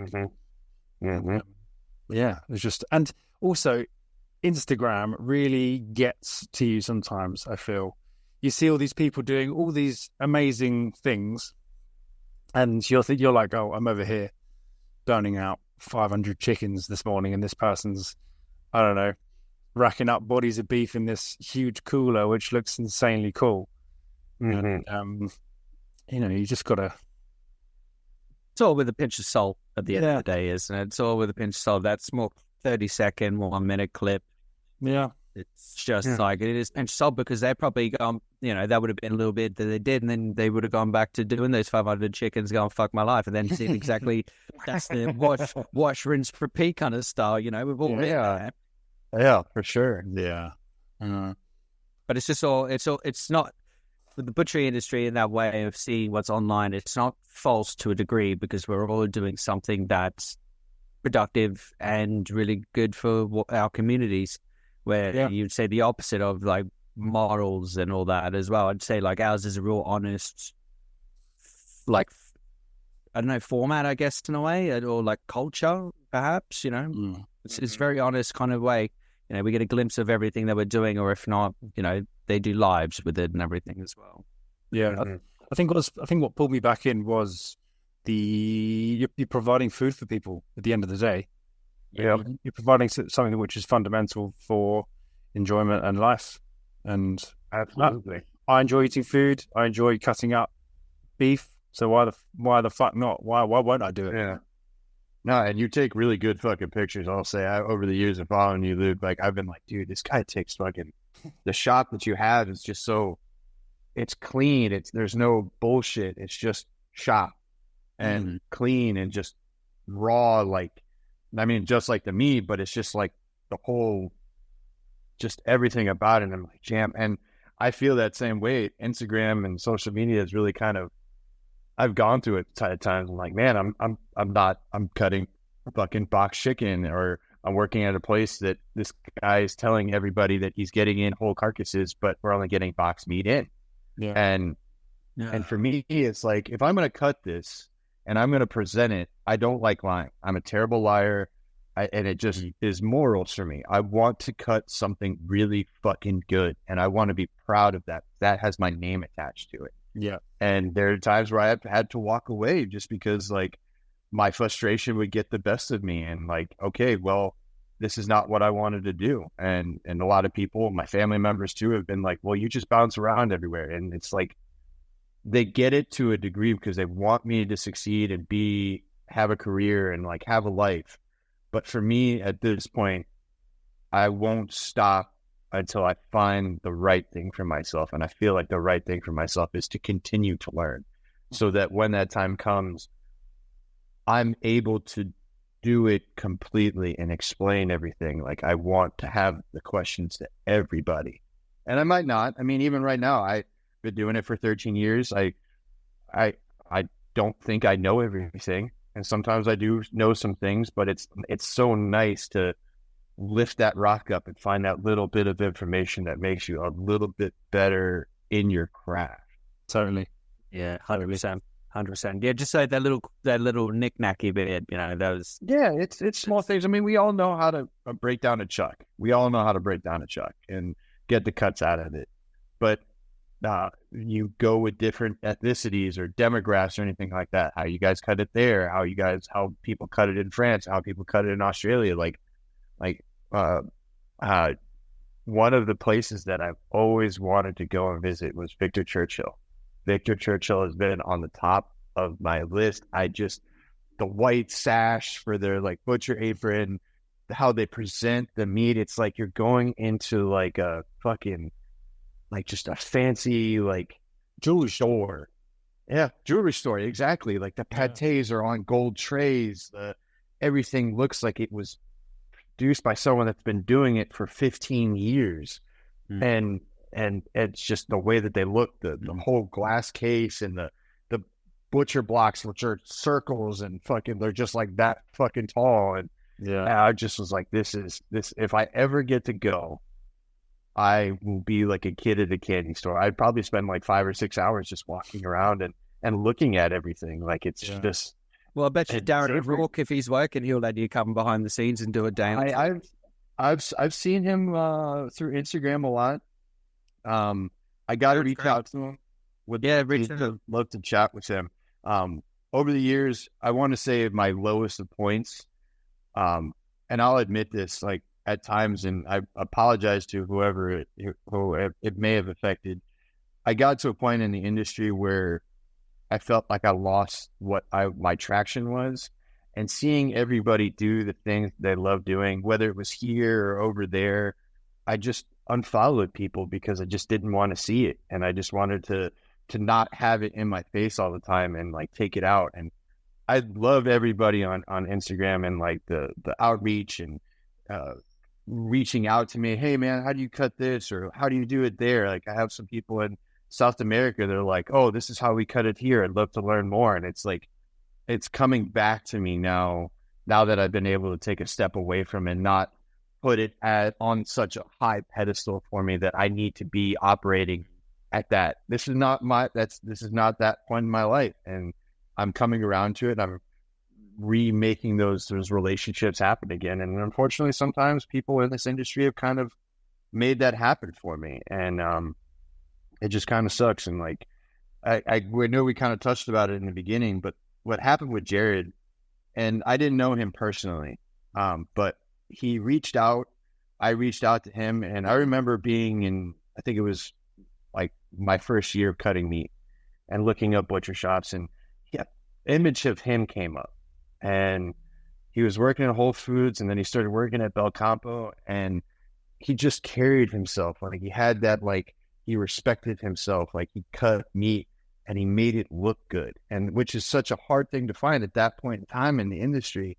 And then like he opened up a butcher shop in LA. LA is probably one of the most expensive towns you could fucking live in, let alone run a fucking butcher shop and make it successful for 7 years. Yeah. And a lot of people, and like you guys have probably seen like how it's gotten like a little rough with him passing. There's people that are like, oh, well, everybody's posting about him, even though years ago they were making memes about him and they were poking fun at him. And really, I remember reaching out to him one time. I had seen a meme, and I was like, man, this really fucking pisses me off that this is happening to you, man. He's like, look, man, like, honestly, it's just jealousy because they're not where I'm at, and they're choosing to see it that way. I'm like, you know what? That's fucking right. And we kept up over the years, and he just got kind of quiet, and that happened. And all these people now are coming out of the woodwork apologizing, or, I mean, apologizing is great, but like posting up about him, it's like, this man was here. This man was alive and well, and you guys didn't want to hear from him at all. And now that he's gone, everybody wants to make it seem like this thing. And like, that's also the other side of the industry that I've kind of cut off, because I just don't like dealing with haters or people that aren't pushing themselves with the boundaries that like Jared did. And like, I looked up to him immensely. Like, the person that we see today and the confidence that I have was because of how he carried himself and like how he wanted to be perceived. Yeah. And he did that. He did a great job at it. I had a customer, I opened up a shop in Orlando, probably about 5 or 6 years ago. I think it was the first whole animal butcher shop in Florida. And I was getting ready to leave, parting ways, just because the ownership was just not where it needed to be. And I remember this young guy, Max, I can't remember his last name. He was moving out to LA, and I was like, look, dude, you got to go over to LA and go see Standing's Butchery. He went there, and he's been shopping there, no joke, for the past 4 years. And I want to say up until like a year ago, Jared would be like, dude, Max is probably one of the coolest customers we have. Thank you for just the one customer that you sent over to me. That means so much to me. And he's always there. He's always in a really good mood. The kid was probably the most positive person I've ever met. But it's kind of cool to have that connection. And it sucks that he did that. And I hope that he had found his peace, but it's just like sucks seeing like an idol of yours kind of not be able to figure it out. And like, dude was doing it all. Dude had everything. And like, maybe he didn't have everything. And like, that's the pressures of running a butcher shop, because you're just like stuck there. And I can't really speculate on what he went through, but I've seen it where a lot of people are they just feel like they're stuck working at that same shop, making the same fucking 5 different types of sausages, no creativity because everybody eats kind of bland, and not really exciting. And you do have those little quips of people like being adventurous. Adventurous is like, honestly, the only thing that really kind of keeps me coming back. And that kind of comes back to walking away from it, because it's just, I could go pick up welding or any other trade, but I'd be doing myself a disservice, because then I'm having to relearn and probably get paid the same amount of pay for the next 5 years to get further into the trade, that whatever it may be that I'm getting into. No, that's true. I think just touching back on what you said about Jared as well was like super sweet. But we all know after COVID, LA absolutely got rinsed, and like the population of like the homeless and like the drugs and everything kind of really had like really gone out. So I think a bit of toll on the old like high streets and like all the restaurants and everyone like himself. You know, there is pressure.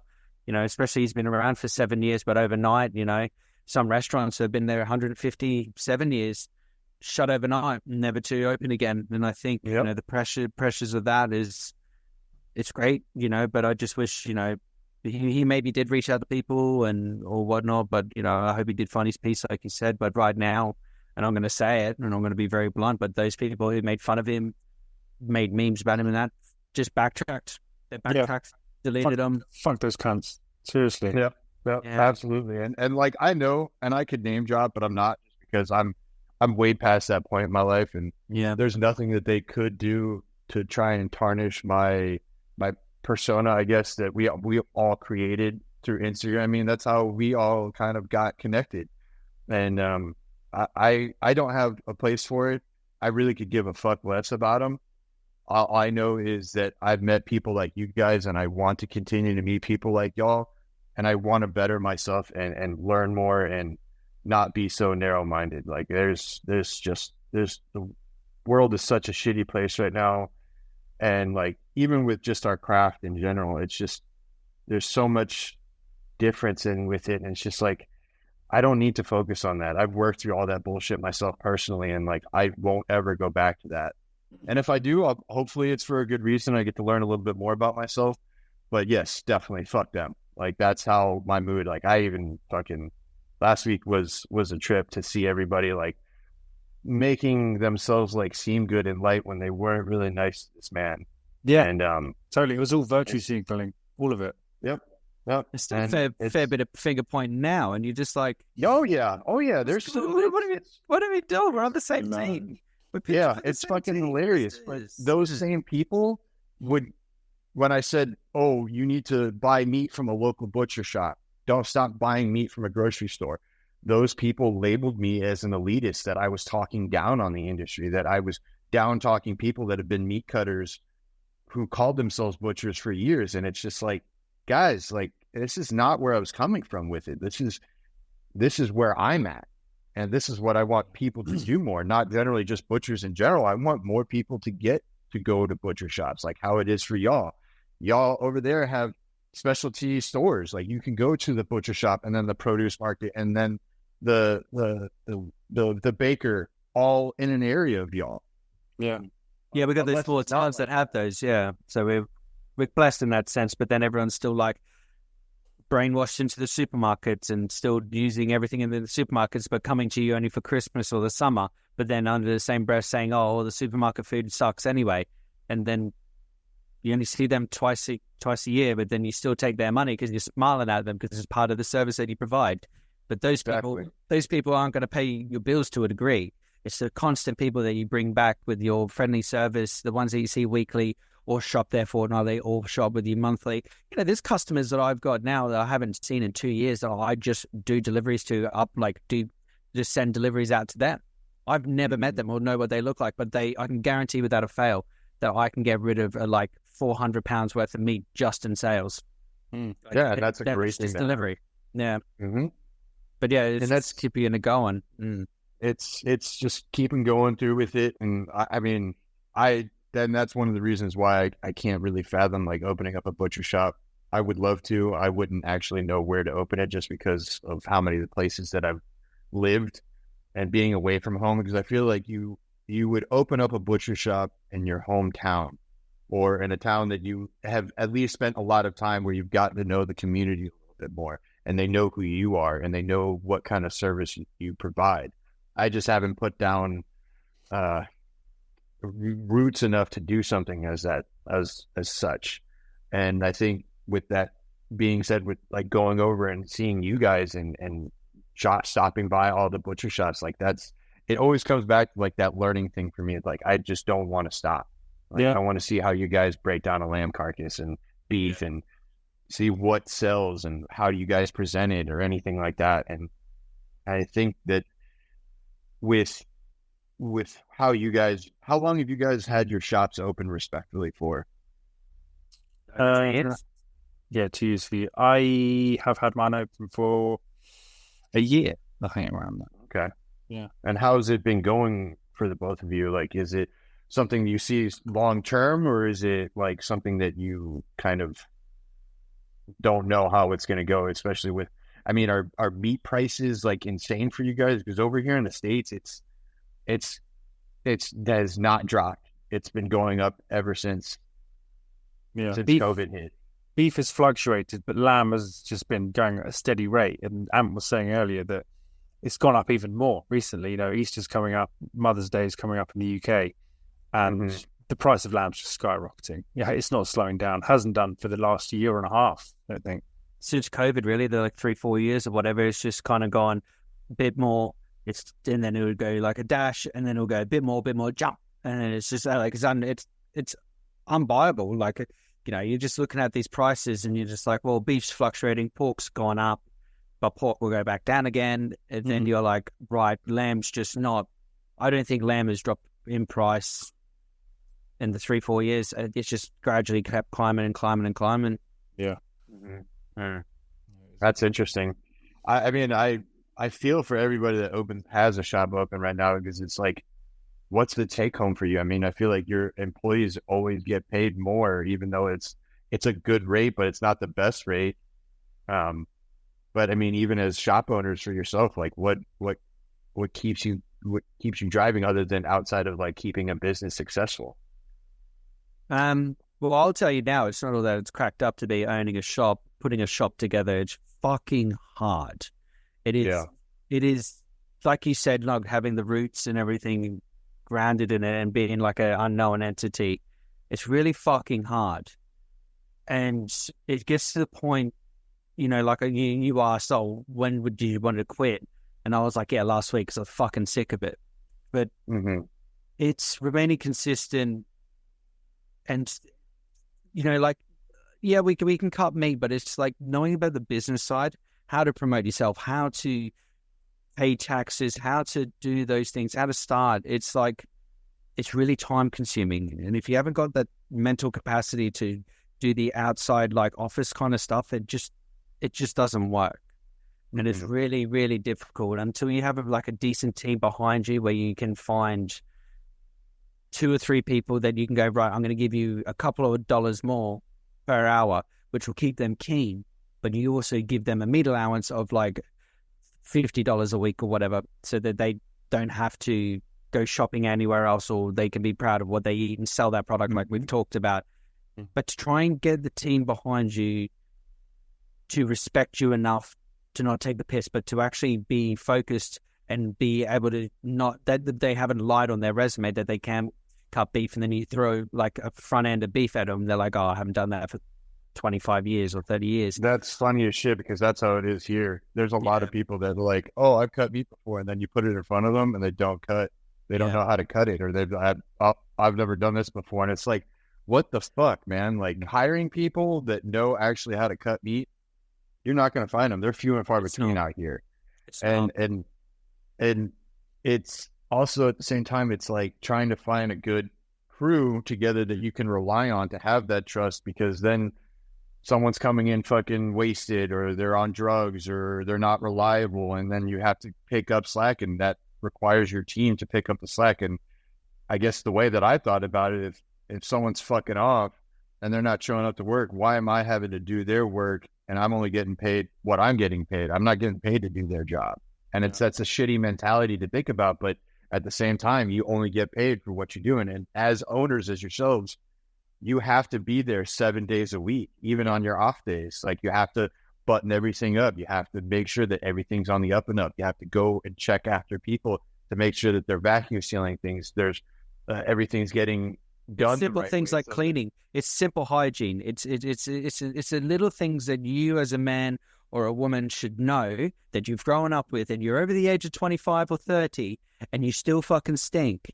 And if you can't do the simple things like brushing your teeth, putting deodorant on, cologne, or even simply just washing your clothes. And if I've had to send you home more than 12 times in like a couple of months, it's not on. It just doesn't work. And like, that's the thing. Like you're saying, to button up all this stuff and do this and that. Your back of house needs more attention to, because bills need to be paid to keep the lights on. But you can't be sending someone home because they don't know how to turn on a washing machine, or they haven't brushed their teeth for like 2 weeks straight. Or there's all these factors, and it's not all that cracked up to be a business owner. Because as soon as you open up a business, there is so many different paths and avenues that lead into other pockets of things. And yes, we love the trade. Yes, we do this and that. But when you're trying to bring in people into your world, people just don't respect it, or they don't respect themselves enough to give you 100%. Absolutely. And I could not agree more. Honestly, that's how it is over here. Just to find the right people, especially in small towns like where I'm at. You don't find people that know how to cut meat and can use their words the right way to properly like carry themselves in the conversation of selling meat, and the knowledge that comes with that as well. Most of the time, it's people that have never worked in a meat department, are working there just to get a paycheck, and then once they find the next opportunity, they're fucking off, and then you're down a guy that you just spent the past 6 months training, and now it puts strain on everybody else. And I could not agree more, because that's the same thing happens here. Hygiene, reliability, do they want to learn? And that's a big thing, is whether they want to learn. If they don't, then fine. You're going to be making sausage all fucking day long. But if you show me that drive and you want to learn, you show up to work early. Even now, I make it a point to show up 30 minutes early at my shop, and I live a minute down the road from them. Like, that's just how it was ingrained for me as a work ethic. Absolutely. That's the best work ethic, 100%. It's always turning up with enough time to analyze the situation, get prepared for the day, get set up, and you've taken your time, you've gotten dressed, you've checked yourself in the mirror, your knives are sharp, you're ready to go. But then it also prepares you if I've gotten there early enough and dickhead hasn't finished having a session, you can prepare for that day. Yeah. Hey, like if he hasn't stopped drinking and he texts you a sloppy text or whatever, or calls you, and you're like, right, I've turned up early, now I can crack on and I've analyzed the situation. Like, it should be with every work ethic. Like, people for sure. I mean, I love drinking beer and hanging out until fucking 2 a.m, but I know that I gotta be fucking ready to go at 5 a.m, or 7 a.m, or 8 a.m. Yeah, I'm gonna be a little hungover. I'm not gonna be proper. But I know I need to put my fucking game face on and get prepared because I still need to make a paycheck to put a roof over my head or anything like that. I mean, I don't do that all the time, but I mean, it's still fucking fun once in a while. Well, I still got my use. Yeah. Yeah. You still got to put that quality out, don't you? And yep, absolutely. And that quality doesn't stop, even if you are hungover or not. That does have nothing to do with it. That's your fucking fault. You came in hungover. Yeah. That even as and I've only run shops. I've never owned one specifically. I've only ran them, and I think I've helped open probably about 3, maybe 4 shops. And it's you're there constantly all the time and making sure that shit happens. And like, fucking people show up. I worked at a shop, and this dude, fucking older guy, very nice, but he would be like super high energy. And it's like, dude, this dude's got to be on meth or some sort of drug or something. And one day he came in and he just looked like dog shit. And he was like, dude, I'm going through meth withdrawals right now. I'm like, dude, what the fuck? Why are you even here? Get the fuck out of here. Get out of here. Put him on the mincer. Just let him sit there and mince all day. That's all he had to do. Get the shakes out of that. He probably would have ground himself up if he was going to try to. Oh, wow. Meth withdrawals. Yeah, it's and I don't know how it is for y'all in the trade for you guys, but I worked with nothing, and there's nothing wrong with it at all. And I don't hope it's not coming across that way, but I worked with a lot of felons, ex-cons, drug abusers, ex-drug users. It's kind of like runs the gambit. It's like, you don't really need a high school. You just need a high school diploma to pretty much like it. Even then, you just got to show up with a good work day most of the time. And it's really hard to find. And I hate these dudes aren't bad. It's just they go back to a routine. I'll get a bit of money in. I'm paying my bills. I'm on a steady track, and then they just slip up. You know, it's relapsing. You know, most of these people aren't even bad. You know, it's the same in the UK, same in Australia, same with, you know, in New Zealand. I'm sure as well. Everyone's got those traits about them. You know. Yeah, you can't knock them if they're good with a knife, can you?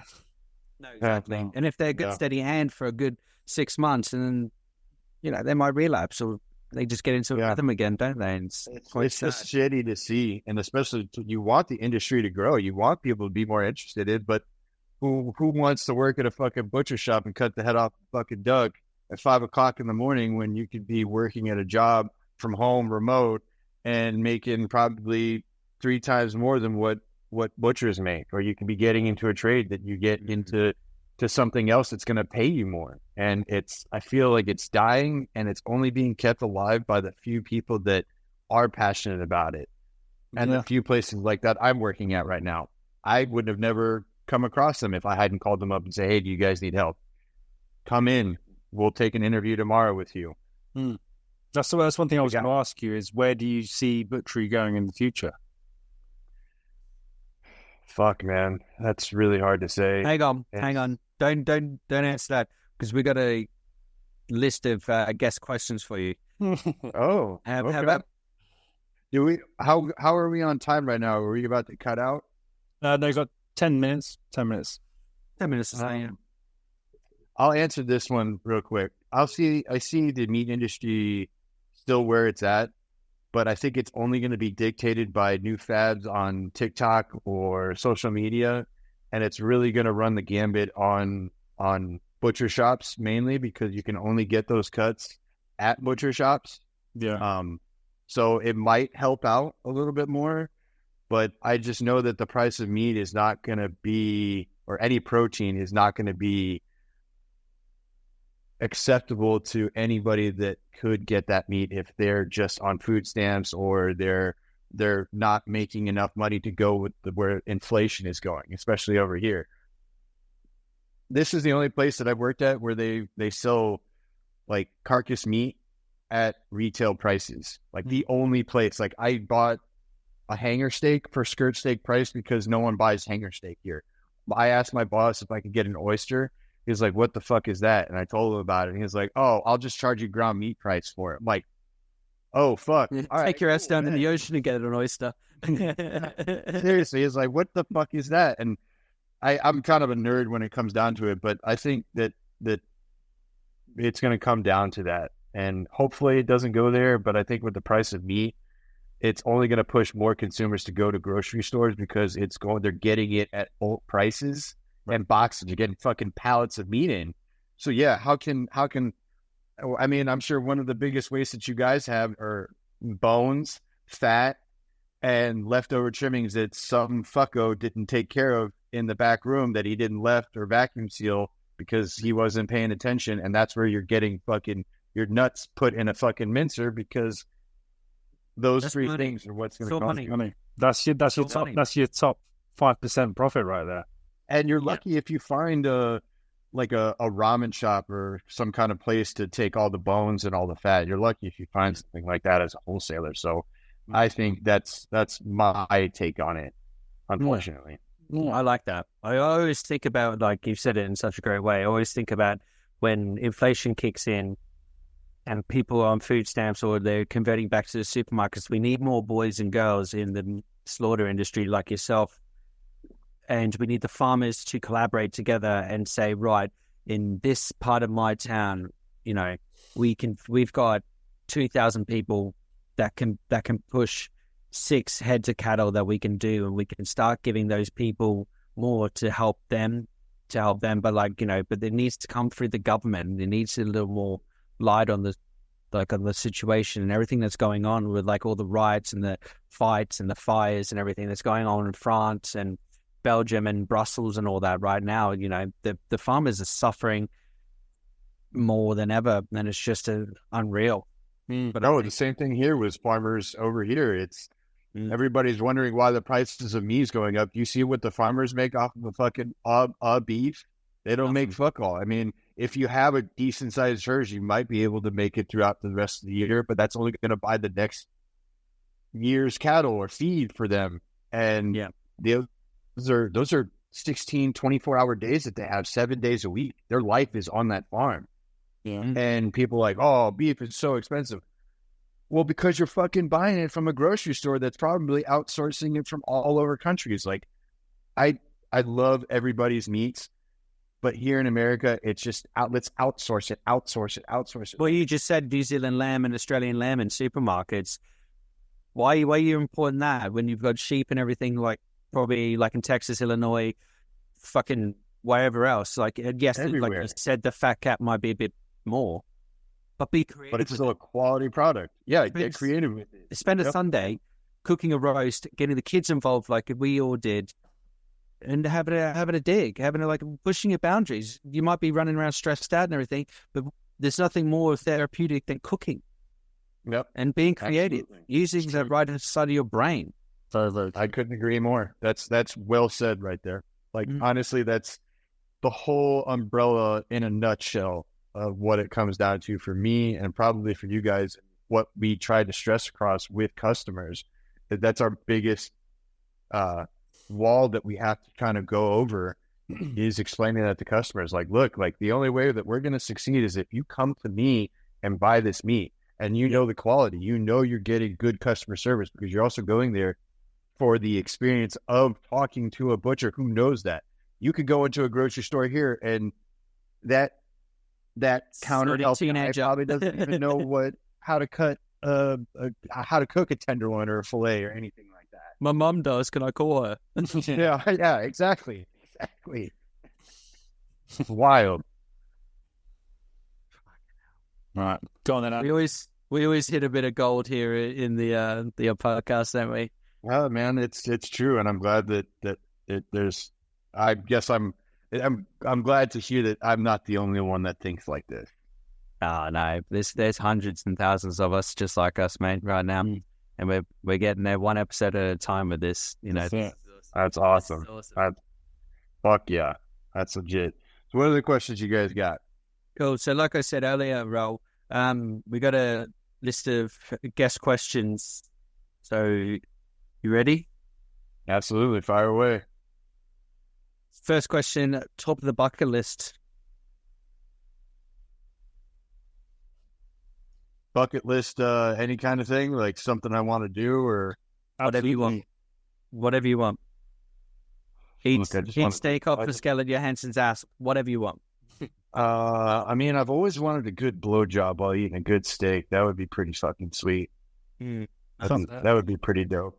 Would you put the steak on top of her head while she's, or you just like? Just maybe like a little like diner plate thing that kind of swings over so I can see what's going on, but also just like fucking just if there's a table and I'm eating it, then I can enjoy it and I can sip. Yeah, I'd say that. Nice. Sure. Amount of culture. I like it. Hey, it's simple things in life. Yeah. That's awesome. Question number 2, 3 people to invite to dinner and why? Ooh, it'd be you two lads. Yeah. Fuck yeah. You two guys just fucking sit down and fucking just cook a proper fucking like 8-course meal and just sit down and just fucking get after it. Talk all the stories, talk all the bullshit. I've met a lot of butchers in my lifetime and I've worked with a lot of great people. That's one of my favorite things is like, you can't talk about it at work because you're always busy. You can tell a story here and there. To actually like sit down like something like this, you can tell stories and you can laugh about shit and you can talk about serious things or anything like that. So I think, yeah, I mean, even right now, this is bucket list thing for me, or just even kind of people I would love to fucking sit down and talk with, like anybody of the industry. But I think just people that are open and wanting to talk, I think it would be you two guys for sure. Oh, appreciate that, mate. Thank you. That's what I love that. Yeah. Question number 3, death row meal. Oh, fuck. Death row meal. I'd have to say black bean, like I'm Puerto Rican Colombian, so Puerto Rican black beans and rice with plantains, like freshly fried plantains, a nice thick cut, double cut fucking pork chop with the skin scored, cooked in its own fat, and a nice green fucking salad with like tomatoes, olives, like everything vibrant in it and just stacked up. Beautiful. What drink would you have with that to wash it down? Oh, fuck. I think I just put down Jim Beam. Good old glass of Jim Beam. That's the old standby for me. Just neat, yeah? Just neat. Yeah. If I'm gonna enjoy it, I usually drink it like right now I'm having Evan Williams and iced tea. It's a good fucking classic combo. Nice. Yeah, nice. Sounds good. Yeah. That's good. And this is last question. This is my favorite. Are aliens real? Yeah. I'd say we got one. I believe it. We got it, boys. Yeah. We got it. We got one. Oh yeah, definitely, for sure. There's not a doubt in my mind. Next question. Those are good questions. Yeah. One of them is the future of butchery in there, but I jumped the gun on that one. Yeah. No worries. That still works just as good. Fuck yeah. Yeah, I'd say that's at the top of the list for sure. Sick. So any plans now? Because you're coming. What do you do in winter as well? Like where you are? Yeah, we're in winter. With how bipolar the weather's been, I feel like it's spring, like in early spring right now. It was 78 degrees today. On Friday it was like 35. Mental, but it's getting to be good grilling weather. So hopefully things will change instead of everybody eating fucking chuck roast, pot roast, and shit like that. Getting to the grillers, but yeah. How about you? It's like wintertime for you guys, and closing out on winter, or is it you guys got another month of it? I think so. Should be getting warmer soon. It'll be good.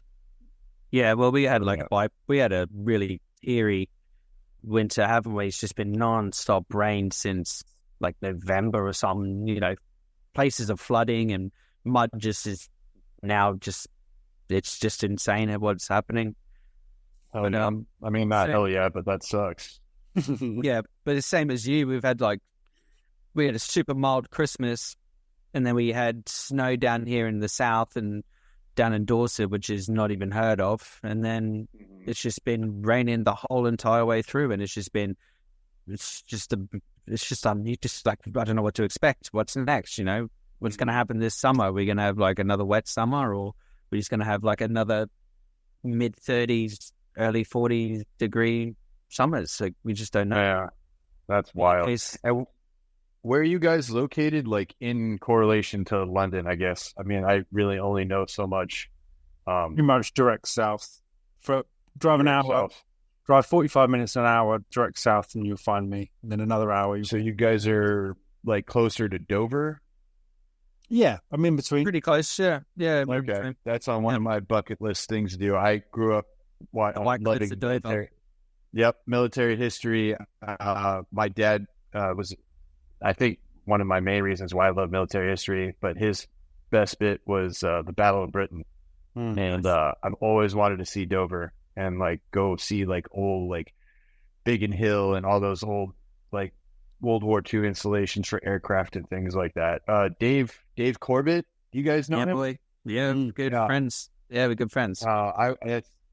Outside of you guys, I would definitely want to see him. He's been the most like biggest outreach in the community. He's always like there, always cheerful, always like rooting for you, just down to earth. And I remember we were talking years ago, and he was like, "Dude, we're gonna take you to all the museums, because he knows how much I love like World War II history, especially like British history as well, because I've always wanted to see castles and things like that." But yeah, that's one dude I'm definitely gonna crush some beers with. Down here in Dorset, we got the tank museum as well. So we got yeah, it's massive museum with all tanks and everything, and like a lot of history around in Dorset as well. Yeah. Fuck yeah! Oh man, when you go into London as well, you can see like this is where the bomb drops in World War I and II, and these are locations of like when like the Germans like invaded and everything at this time and this date, and then they kind of like Trafalgar Square, and this is where like the Romans were and everything. It's like the whole of London's like spread out between like this really rich history, and it has like all these time stamps like all the way through. It's really nice. It's really good to see, you know. That's awesome. And there's also one other person. I was working in a shop in Orlando, that Orlando Meats one that I was telling you guys about. I forget their names, but it's a husband and wife, and they're from Scotland. And I want to say they're Strachan Butchers. The one, yep, Glasgow, right? I think they're in Glasgow. Yeah, Stratton. Yeah. They came in. They're like, "Oh, we're on holiday. We just wanted to come and see a butcher shop." And I met up with them, or they came in and we talked and bullshit. I've been following them for years, and that's definitely one other person I definitely love to go and see how their shop is going. I mean, I've only seen good things. They've kind of grown out of one shop, and they're at like 2 or 3 butcher shops now. But Scotland's like an hour flight from us, so it would take like a half a day to drive there, but then you just fly to Scotland, and like it takes like an hour, and then you just go straight in. You just go straight into like Edinburgh, and Edinburgh is just covered in like history and art. And there's a castle in the middle of Edinburgh that looks out the whole of Edinburgh, and it's just like, holy fuck, it's beautiful, you know. And you go around like October time and that, when it's just cold enough, like, so it's like autumn, and it's really beautiful because it's still light till about 9-10 o'clock or so. You know, it's really beautiful. Definitely a place to go, Scotland. That's one. Fuck yeah. In the UK, it's like my jam. It's a place I go every year. That's awesome. Yeah, awesome. That beer drinking is awesome. I'm fucking down for that. Like, I'm ready. Like, if I could pack my bags like right now and like take a month off, I would just spend a whole month in England and just kind of see everything And then there's some butcher shops in Ireland as well that I want to go and see, like Shane Mack.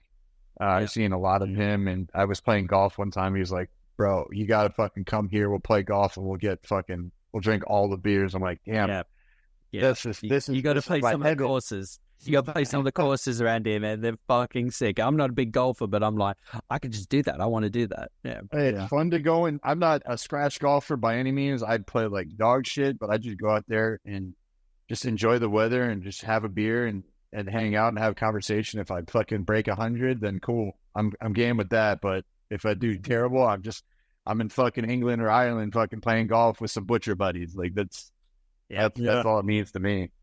Nice.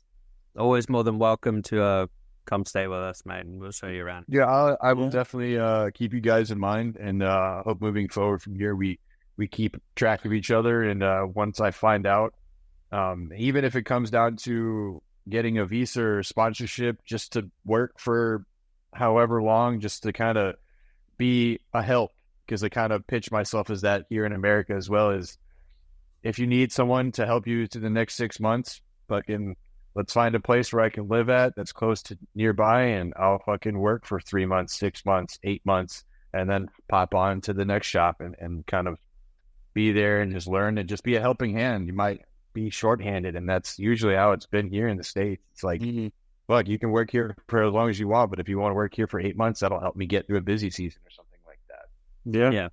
100%. Yeah. Fuck yeah. That's awesome. That's super cool. Brilliant. All right, so to close out the episode, I got a few Chuck Norris jokes I want to just let's hear it. Get Mission Impossible was originally set in Chuck Norris's house.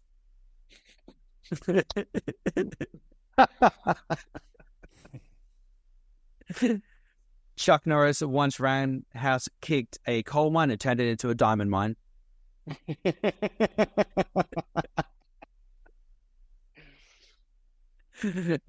Chuck Norris uses pepper spray to season his meat. Nice. That's a good one. I've heard that one before.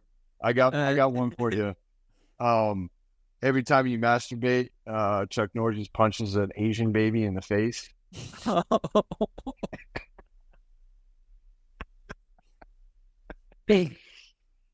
had to throw that one in there. Yeah, that was unexpected.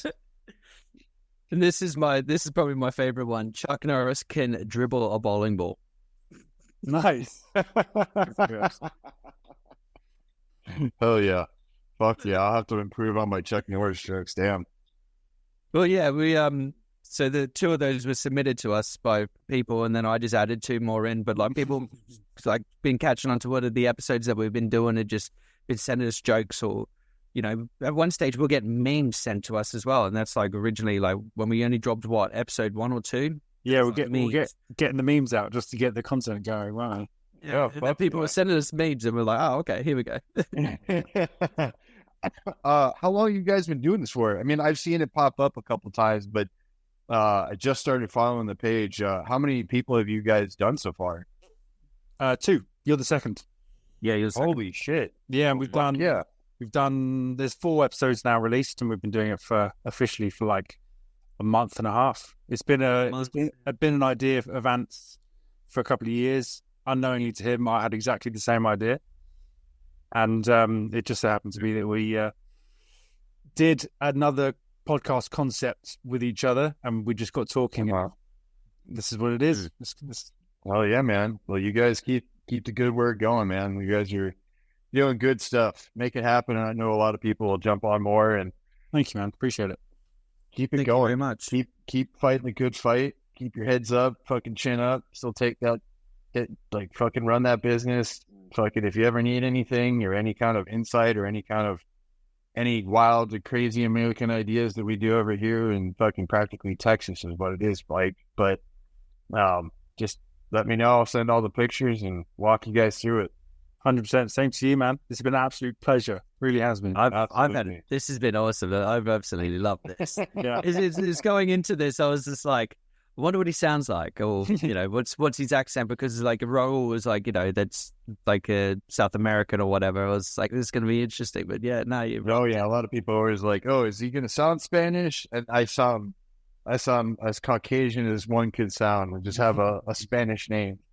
Yeah, man, that's awesome. That's why Luke and I were like, I wonder how this is going to go. But no, this has been fantastic. I've had such a great time. Yeah, it's been fucking awesome. Well, you guys get some rest. What time is it over there? It's probably, 2 in the morning now? It is 2 in the morning, yeah. 2 in the morning. Good Christ. Yeah, you guys got to open up the shop tomorrow? Yeah, about 7, 6, half 6, 7. Holy shit. Well, you guys better They're going to sleep in. Yeah, let's get some fucking rest. Well, man. Well, this has been absolutely amazing. And you want to tell the people where they can find you online? Ribeye Raulito on Instagram. Facebook is Raul Rubero.